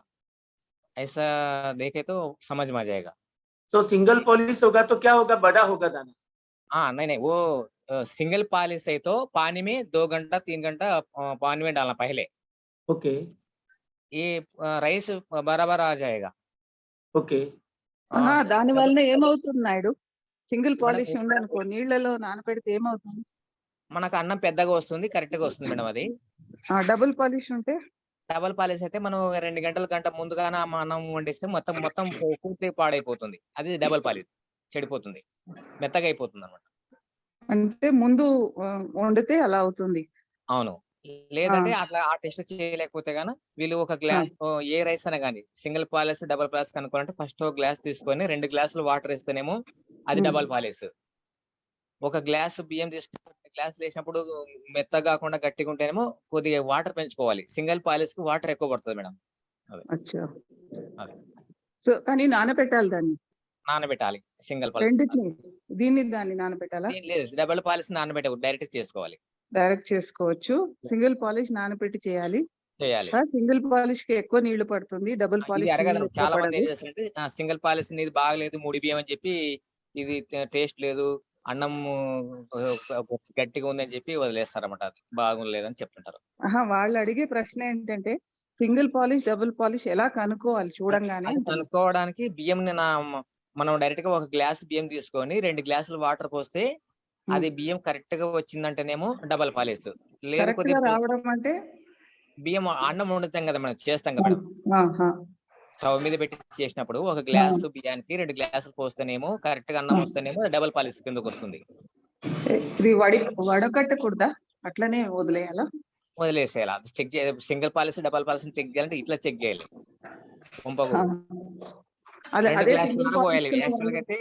సింగిల్ పాలిష్ కి అయితే 2 గ్లాసులన్నర పోస్తే కరెక్ట్ గా 1 బియ్యానికి 2.5 పోయాలి వాటర్. అప్పుడు అన్నం కరెక్ట్ గా వస్తుంది. అది single polish.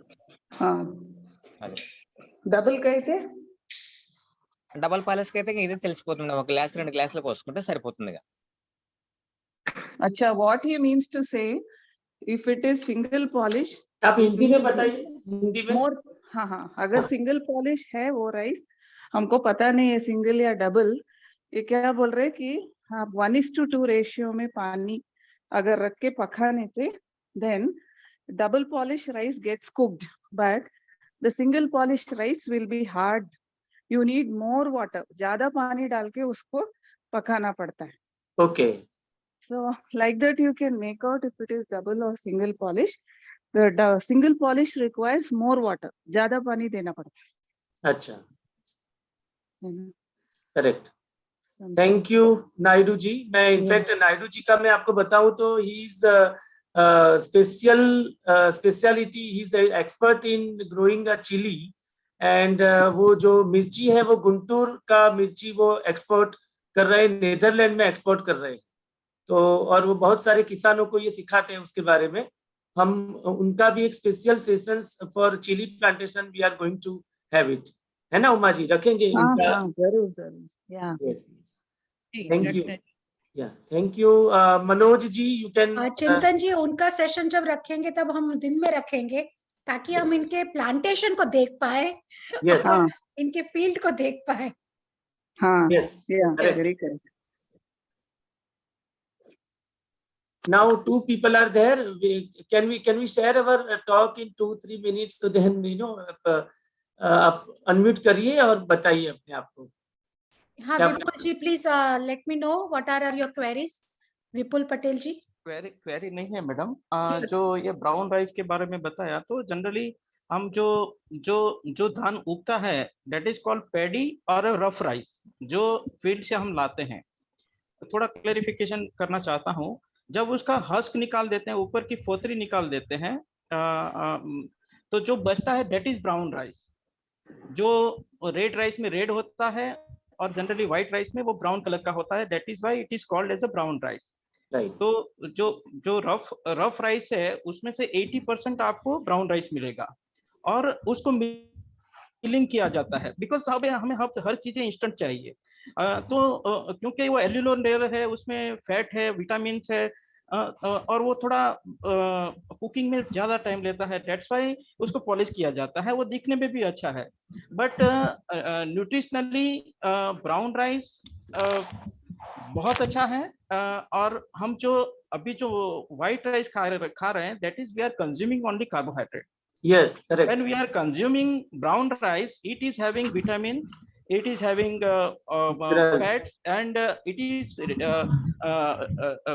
means slowly digest, so it work as a GI, so that is there.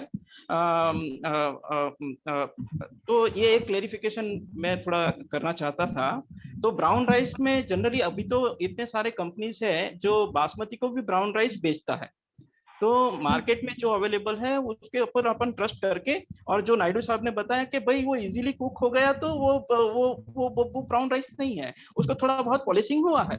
when it get little, जैसे मैं एक हमारा स्टोरी बताऊं, तो हमने एक GNR 9 लाल कड़ा गोल को, हमारी एक वैरायटी है जिसको हमारे ट्रेडिशनली हमारे यहाँ टॉल एक मटेरियल लाल कड़ा था, उसका रेड जो ब्राउन बोलते हैं ना, वैसा उसका कर्नल रेड रहता है। तो जो उसको एज सच हम कुक किए तो वो 45 मिनट्स लेता है कुक करने में, but when we give a 4% polish, means उसके ऊपर एक बार पॉलिश किया तो वो 15 मिनट में, मींस आपको 4 सीटी में वो कुक हो जाएगा। क्योंकि वो डाइटरी फाइबर वाला जो हार्ड कोटिंग होता है, जिसके अंदर Yes. फैट होता है, वो निकल जाता है। Yes. और फिर वो बाकी का एंडोस्पर्म रहता है, तो वो तो बराबर है। यस, तो कुक होने में बहुत इजी है। हाँ, और दूसरे तो ऑलवेज हमें ब्राउन राइस धीरे धीरे, because West Bengal and other state they largely consume this brown rice, तो वैसा अपने को भी करना चाहिए गुजरात के पीपल को, to avoid the other issues with the food, our food habit. दूसरी बात, जो फोटो पीरियड सेंसिटिविटी की बात है, तो फोटो पीरियड सेंसिटिविटी ऐसा है कि rice is a short day plant, जब 12 घंटे से थोड़ा कम उसको लाइट मिलेगा तभी फ्लावरिंग आएगा। तो ये जो काला नमक है ये हाईली फोटोसेंसिटिव है, आप कभी भी डालोगे it will come to flower in mid October only, और मिड अक्टूबर टू नवंबर। तो उस वजह से उस टाइम पे थोड़ा ठंडा भी रहेगा, तो आपके अपने गुजरात के एरिया में भी, because it has a strong aroma, वो यहाँ भी एरोमा मेंटेन करेगा, ऐसा मैं मानता हूँ। So these are the two things I want to share with you people. Thank you very much. Thank you so much, Vipul ji. Thank you so much. Manoj ji. Thank you भैया। जय गुरुदेव everybody. जी, मैं Manoj Sharma Satna MP से। मैं भैया अपना एक experience ये share करना चाहता हूँ कि मैंने ये ब्लैक राइस लगाया था, मेरे को बीज मिला था रायपुर से। तो उसमें मुझे क्या मार्केटिंग में थोड़ा सा बहुत इशू हुआ, मार्केट मुझे बहुत अच्छे से नहीं मिल पाया था, करीब मेरे पास 12 कुंटल हुआ था। तो इसके बाद मैंने डॉक्टर एक है हमारे यहाँ, तो उनको मैंने 1-2 डॉक्टरों को कांटेक्ट किया, तो उन्होंने डायबिटीज के पेशेंट को लिखा, तो बहुत अच्छा रिजल्ट मिला। फिर मेरा सारा का सारा सब लोग डॉक्टर जो भी थे, मैं फिर 2-3 डॉक्टरों को और कंसल्ट किया, तो जितने भी डायबिटीज के पेशेंट हैं उनने मेरा ये लेना चालू किया। तो कहने का ये कि जो पेशेंट थे उनने तो इसका अच्छा उपयोग किया, लेकिन बाकी नॉर्मल मार्केट में बेचने में बड़ी दिक्कत हुई थी। तो जो भी लगाएं, तो अगर डॉक्टर को पकड़ेंगे तो मेरे ख्याल से ज्यादा बेहतर होगा।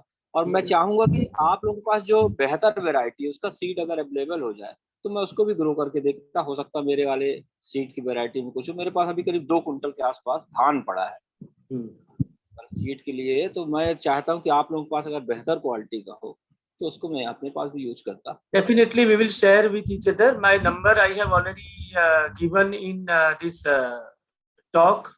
चैट के अंदर हमारा नंबर भी लिखा है, सेजल जी का और बाकी के हमारे को जो टीचर्स थे हमारे साथ में, सबका नंबर भी आपके पास में शायद होगा, हम लोग शेयर भी करेंगे आपके साथ में। और लास्ट आई वुड सेजल जी कुछ कहना है, या otherwise it's already 10 o'clock is going to be there. We can Gitika ji, we can conclude.